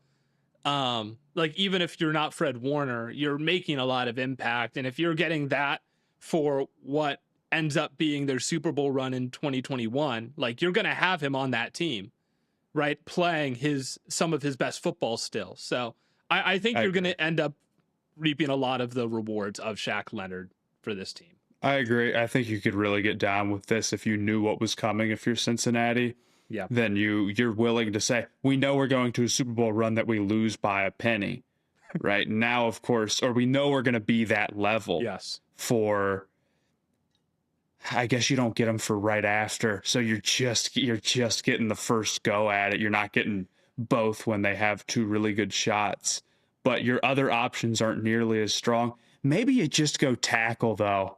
Maybe you say, screw that. Let's go like Brian O'Neill or like Wyatt Teller, and you can go guard over that. And then you can just have the offensive line sorted. His best years. Yeah, I might prefer that because I didn't think about that. That's not a bad idea because especially, Burrow gets hurt as a rookie, right? Because the offensive line is so bad. And then they lose the Super Bowl because the offensive line again is a disaster. I think I'd rather get out ahead. And this would be the exact guy replacing the exact guy that lost them the Super Bowl, Hakeem Adeniji, right? So actually, I love that, Matt. We're going to take Wyatt Teller. Cool. Switching it up here. Yes, good call. Yeah, I think taking a lineman for a longer period of time makes sense for Cincinnati. Yeah, certainly with the way that they lost the Super Bowl, or just the way you want to take Shaq Leonard here for the Bills. No. Oh, okay. No, I mean, I'll probably lean Brian O'Neill at this point, I think. Yeah. And get the last tackle here. I don't believe Buffalo was set at tackle yet, as they are right now. And I do think you got to kind of play a little bit of not assuming that you're just going to be the exact same team going forward. Certainly not if you don't have Josh Allen. You've solved cornerback already. There's a decent number of other guys I would consider, but again, because the tackles age well, there's a lot of teams drafting right around here in real life this season that would be very happy to get themselves a Brian O'Neill type of guy, or an Orlando Brown, or a Colton Miller, whatever it be. So I think this about makes sense considering that his career has gone overall pretty good. For the Patriots at 23, they're coming off the Nick Foles Super Bowl L, but they're about to win the Super Bowl. That It's weird because at this point, people thought their defense was kind of stuck because it was the worst defense of their Bill Belichick era, Mm-hmm. and they gave up 500 yards to Nick Foles and stuff, and they didn't really make any huge changes, especially along their defensive line, but they ended up signing Gilmore, which was enough to make them elite, I guess. And Dante Hightower came back and was healthy, and their defense actually took a huge swing up and ended up being one of the best of all time as quickly as 2019. Their defense Right. was unbelievably stacked and unbelievably productive. But you don't quite, maybe you do know all that is coming, but I think at this point it's time to break the seal on who could have been the 5th overall pick in this draft, or who was in the OG, which is Bradley Chubb. I'm taking Bradley Chubb because the thing that they're kind of missing over these years is a 1A pass rusher. They have like Trey Flowers or Dietrich Wise coming up down the line or something like that. Bradley Chubb, he's banged up. He's up and down with the injuries, but when he's healthy, he's super productive sack-wise, and he just got a big contract from Buffalo. Not that I think that's a good idea, but he's still at least, playing in the league and had sacks last year. So that makes him better than some of the other guys I could go out and pick here. So I think Bradley Chubb does ended up with a mixture of high-end play and some longevity to say, like, yeah, he could have really helped out what was already a great defense for them, and maybe gone on to do it. But I will say they win the Super Bowl this year, and for as bad of a pick as he'd be here and how much you don't want to consider him, the running back they picked from Georgia, Sony Michel. Sony Michel had 336 rushing yards and 6 touchdowns in their 3 playoff games. So maybe they just do it the same. Damn. Yeah, I'm going with Bradley Chubb here, though. Yeah, I think that's fair. Matt, for your Carolina Panthers, I have the pick. And I think I'm going to take Cortland Sutton. They were really struggling at receiver at this point. I mean, and this kind of just replaces what you wanted Kelvin Benjamin to be, right? I mean, Sutton had the injury issues, but I think for the most part, and even like looking at he's mostly been on the field since 2021, and he's had a lot of pretty productive seasons. So I feel like he would be a pretty big upgrade. He's been in some tough situations too. I won't lie. I really would have gone Sutton, considering where the Patriots were if we're playing that game. Because ultimately, the reason why Brady left is because their receivers became so bad that he had a poor season in 2019, and then it was like, well, it's not going down like that. And he went somewhere that had a really good receiver room and then had a really good season. It's like good move. Whereas Bill was stuck in New England. And granted, who's responsible for the roster, but I think if you're allowing that possibility, that like I'd be like, dude, let's get some receivers now before it's too late, and try to turn this thing around with him, and maybe have a real shot in 2019 instead of getting wild carded by the Titans. Blech. Yeah, it's not good, but man, how good could that defense have been if they had like a 10-sack guy to go along with like Hightower and Gilmore and what they were doing on the back end, because they really just didn't have major pass rush winners either. But I see what you're saying. Maybe I should go offense even together, right? It's a good point to say go offense and you keep Tom Brady around. Yeah. Well, I don't know, because there was a lot going on behind the scenes there too, with Kraft and Belichick and Brady. And does Cortland Sutton repair all those relationships? Because Cortland Sutton is so good. I'll tell you point blank. They win in 2018, right? Yeah, fair enough.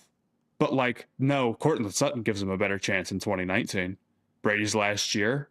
Yeah, because Chubb's injured for that year, and even if he wasn't, what you need is some outside winners that you don't have. Because the defense, like you said, is already great, and they kind of burn this great defense. So I don't know if trying to stack great on great, even if we ignore the Chubb injury, which we haven't been, I don't think that's the way we're playing it. Of course, then Sutton ends up getting injured the next year, right? Sutton in 19 has 1,100 yards with Joe Flacco and Drew Lock. and 6 touchdowns, right? So who knows what he could have done with Brady. But I already picked him, so you can't no takes. Yeah, no takes backsies, I guess. Yeah, no, I see what you're saying, Matt. I think it's a very valid shout. Oh, this one's really difficult. We're sitting here with the Titans. I kind of thought that I was going to get Sutton. Is it Zach Sealer time? It might be Zach Sealer time. It might be Zach Sealer time. It's dang close because he's been pretty good for a while. They really picked Rashaan Evans. So it's an they must have traded up for him. Right. But here's the thing: is Sealer going to be himself when they're going on those runs with Henry, or do you even care about that? Is it so like beyond? Sealer's been really good for a long time, though. He took a second to charge up. I mean, he was a 7th round pick that broke out in Miami. But if we're taking him in the 1st round, you're scouting his Miami tape, right? That's what we're scouting here. We're not scouting his. Does anybody know where he went to school? We're not scouting his Ferris State tape. I was about to say. So you're probably.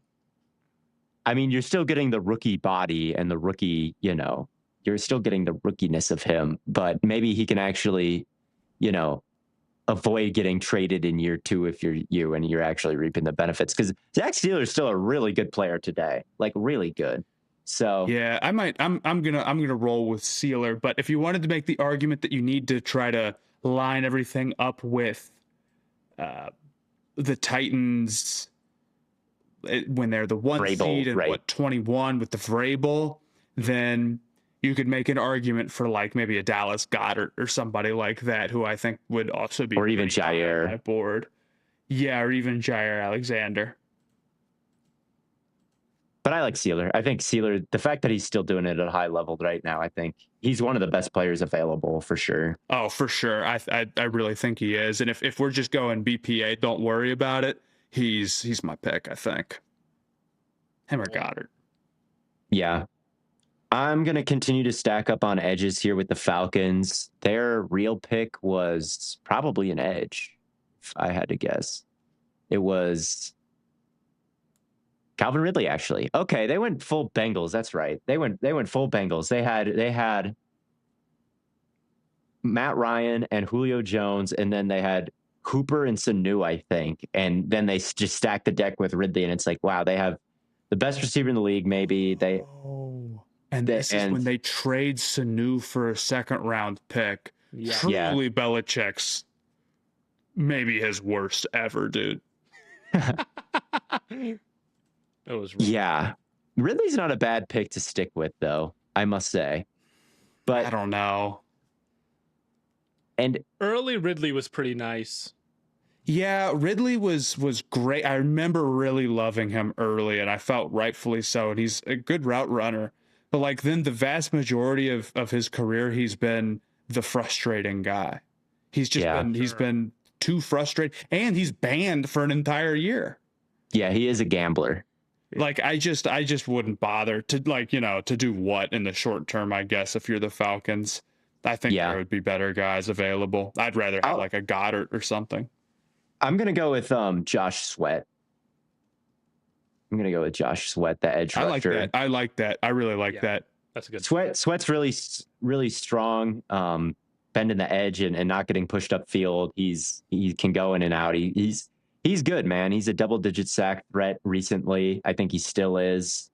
He took over games for the Cardinals even last year. He's really good. Was a dominant threat for the Eagles in that Super Bowl. I think he was a 3rd round pick.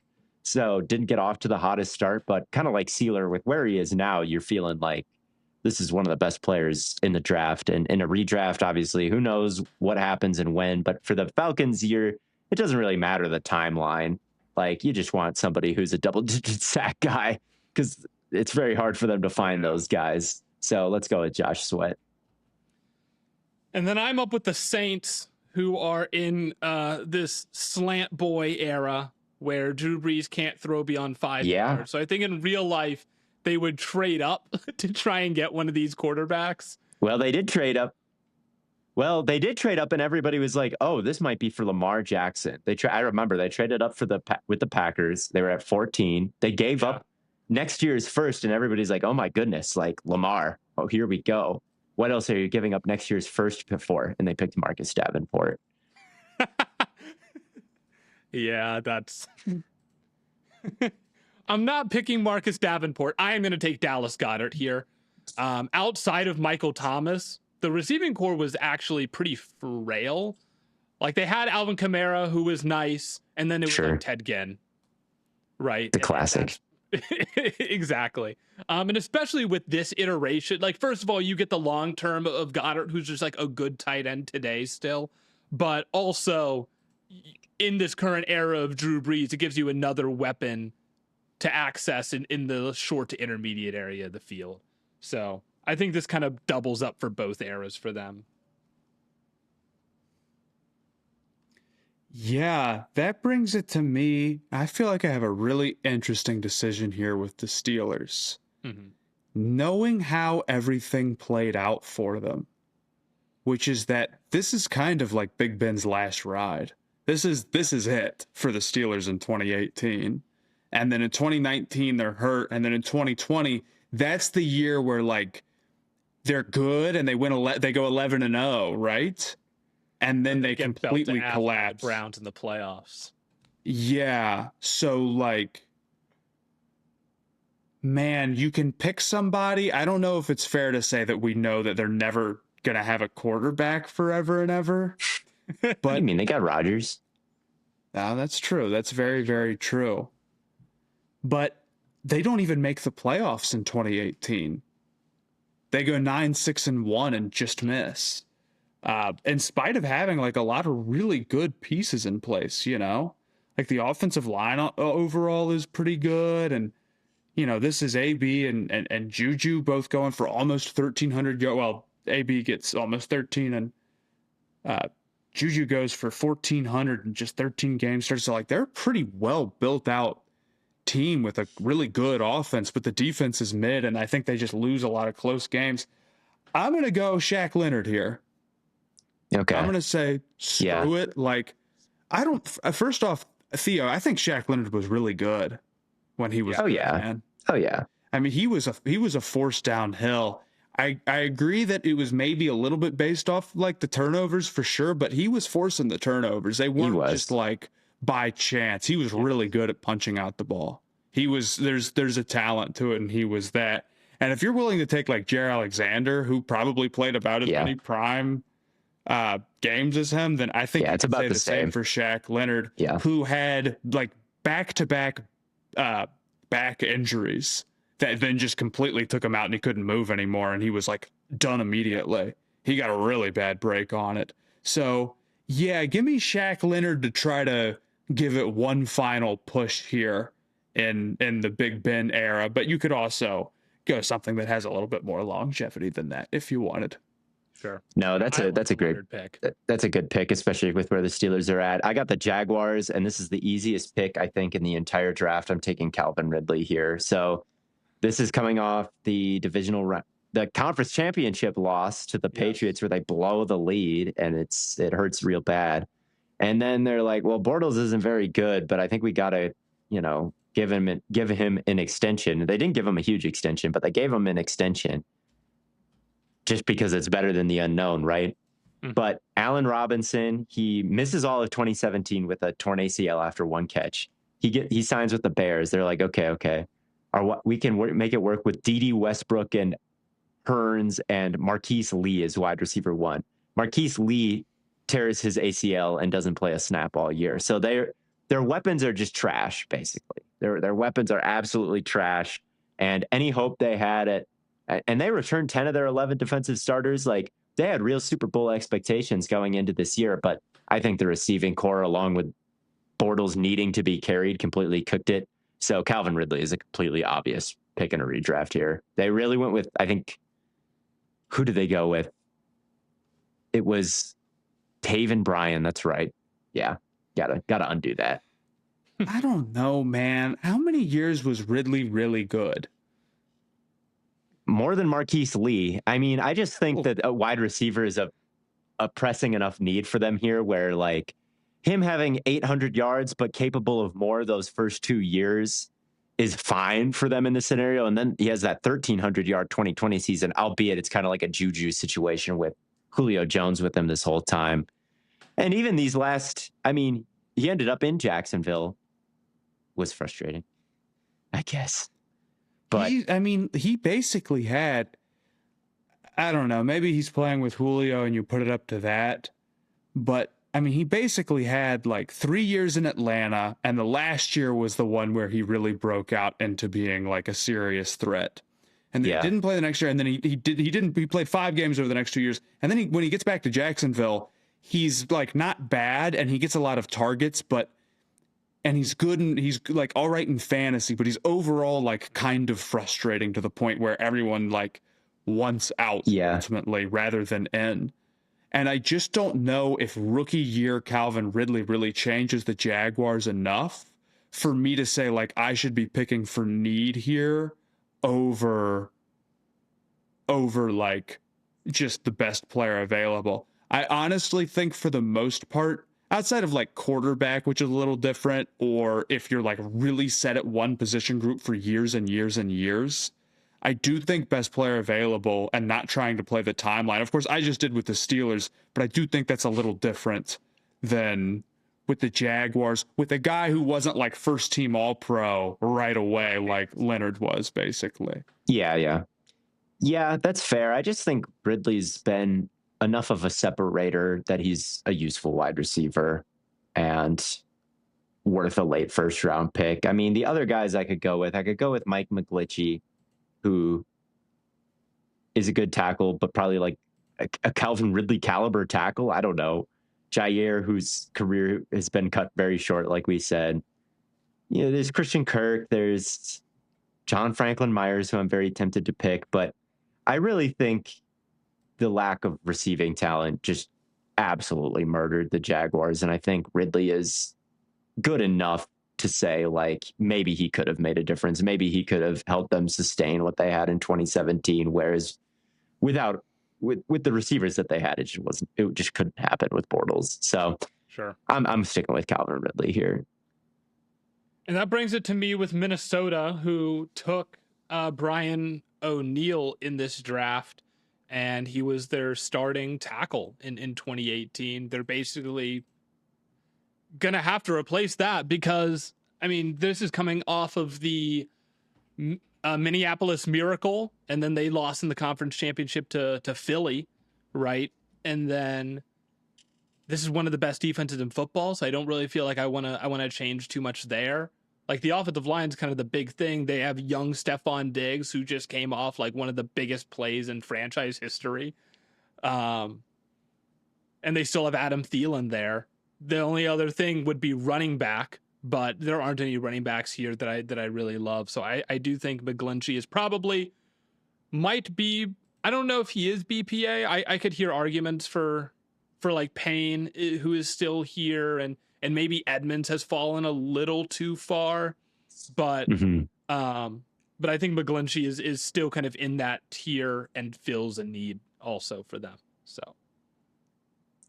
yeah, you stole him from me. I would have picked him for the Eagles at 32 for sure. Well, if you had picked him for Jacksonville, I was going to be pissed, dude. Fair enough. So that brings it to me. Yes. Another Patriots pick. Patriots pick.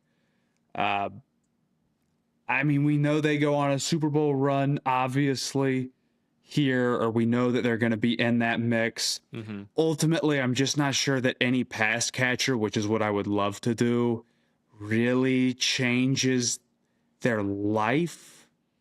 Christian Kirk is your best bet. I don't think that's going to do it. You need an outside winner. Kirk ain't that. And he's not like that much of a difference maker. I mean, this team was rocking Josh Gordon in 2018. One-time Super Bowl champ. Shout out. Shout out. So I think I'm just going to go with like John Franklin Myers and say, let's connect here and then we'll figure it out next season, hopefully. Or, I mean, we do figure it out. we'd figure it out exactly. And then it all kind of falls apart from there. But yeah, John Franklin Myers, just really, really nice piece on a lot of nice defenses. Super powerful upper half and good enough with his hands to, I feel like, have like a decent bag for somebody who a lot of times is playing sort of in close quarters, right? Sometimes dudes only have the bull rush. He's got a little bit more hand fighting to him, and with powerful hands, you know, you can make a lot of moves work. So yeah, give me John Franklin Myers, and he's still doing it. He's still good. He's not only still good, he's really good. Like he's been really good for a really long time. I just think even though it's the Patriots, if there was a pretty good receiver, if like Sutton or somebody like that was there, I'd be like, cool, let's just do that. Because I know it's such a big issue. Everything else, honestly, I'm just down to. Brady can do it. He's the GOAT, right? But is he'll be cool. He'll be fine. He did do it with I mean, he scored 13 points in the ball, and the defense held him to 3. But defense is holding him to 0 now with Bradley Chubb and exactly. And Jonathan Franklin Myers. They're gonna have to chill without the contributions of the running back Sony Michel. We'll see if the offense is putting up more than 10 points in any game. We're gonna figure it out. What are my other running back options in 2018? Naeem Hines, I think. Yeah. Yeah. It's like Edmonds, right? Is Edmonds in here? All right. Chase Edmonds? Yeah. Yeah, maybe. yeah, maybe. Respectfully, all right. Maybe. The Eagles. The good old Eagles. Oh, man. They've won the Super Bowl. Yes. Good for them, I guess. I'm happy for them. Now they have no Mulata, which is not clutch. Not clutch at all. Do I go with like a Braden Smith and say that's going to be our new tackle? Not the Purdue basketball player, but the Indianapolis Colts tackle that's played quietly 105 starts since 2018. Yeah, I don't think that's a bad pick. Never super recognized, but has gotten multiple contracts now. I saw an interview about Max Crosby talking about how cold Braden Smith is. That's enough for me to say that they take Braden Smith here and say that's going to be our future next to Lane Johnson for the foreseeable future. He should have gone a little bit higher, honestly. He's also someone he's never played 17 games, but he's also never played less than 10. So he's Denzel Ward. Yeah, I don't know. I think but he's good. That's about right. I guess he wouldn't go crazy high. Yeah. I think that's about fair. Sweet. Cool. I keep listing players based on their like drafted position, and then I'm like, wait, no, they don't play that. Like Braden Smith was drafted as a guard. But I mean, Oluokun is in this draft. He was drafted as a safety. Yeah. Yeah. Right. So, but yeah, it's a hell of a first round. It's a hell of a first round. There's still a lot of really good players left, honestly. There are. I've been highlighting kind of as we go through in the Pro Football Reference draft listing the guys that we picked. So like some of the guys that we missed, like if we're going by approximate, well, first I'll sort by overall draft selection. The first round picks that we did not take are Josh Rosen, Daron Payne, Marcus Davenport, Tremaine Edmonds, Jair Alexander, Leighton Vander Esch, Billy Price, Rashawn Evans, Isaiah Wynn, Hayden Hurst, Rashad Penny, Terrell Edmonds, Taven Bryan, Mike Hughes, and Sony Michel. Daron Payne really is a good player. Like he's probably the first pick of the second round. He's good. Yeah. Yeah. I would really consider him. I think there's he's up there. DJ Reed was in this class. I really would have thought about him too. Yeah. He was good for a long time. Harold Landry. For what it's worth, I feel like Harold Landry would sneak in the back end of a lot of first rounds, but not this one. But he's been a very good role player for a long time. No Jair might be wrong. Like he was really good. He hardly played. How many games? Okay. How many games before it was over? because you were getting on Shaq Leonard for being too. Yeah. Well, I guess if you need, he had 4 serious seasons before he was done. yeah, it's the same as Shaq. But he was. But if you need, first hey, overall, if anybody needs 2 big interceptions in the 2020 NFC Championship game, Jair Alexander has got you.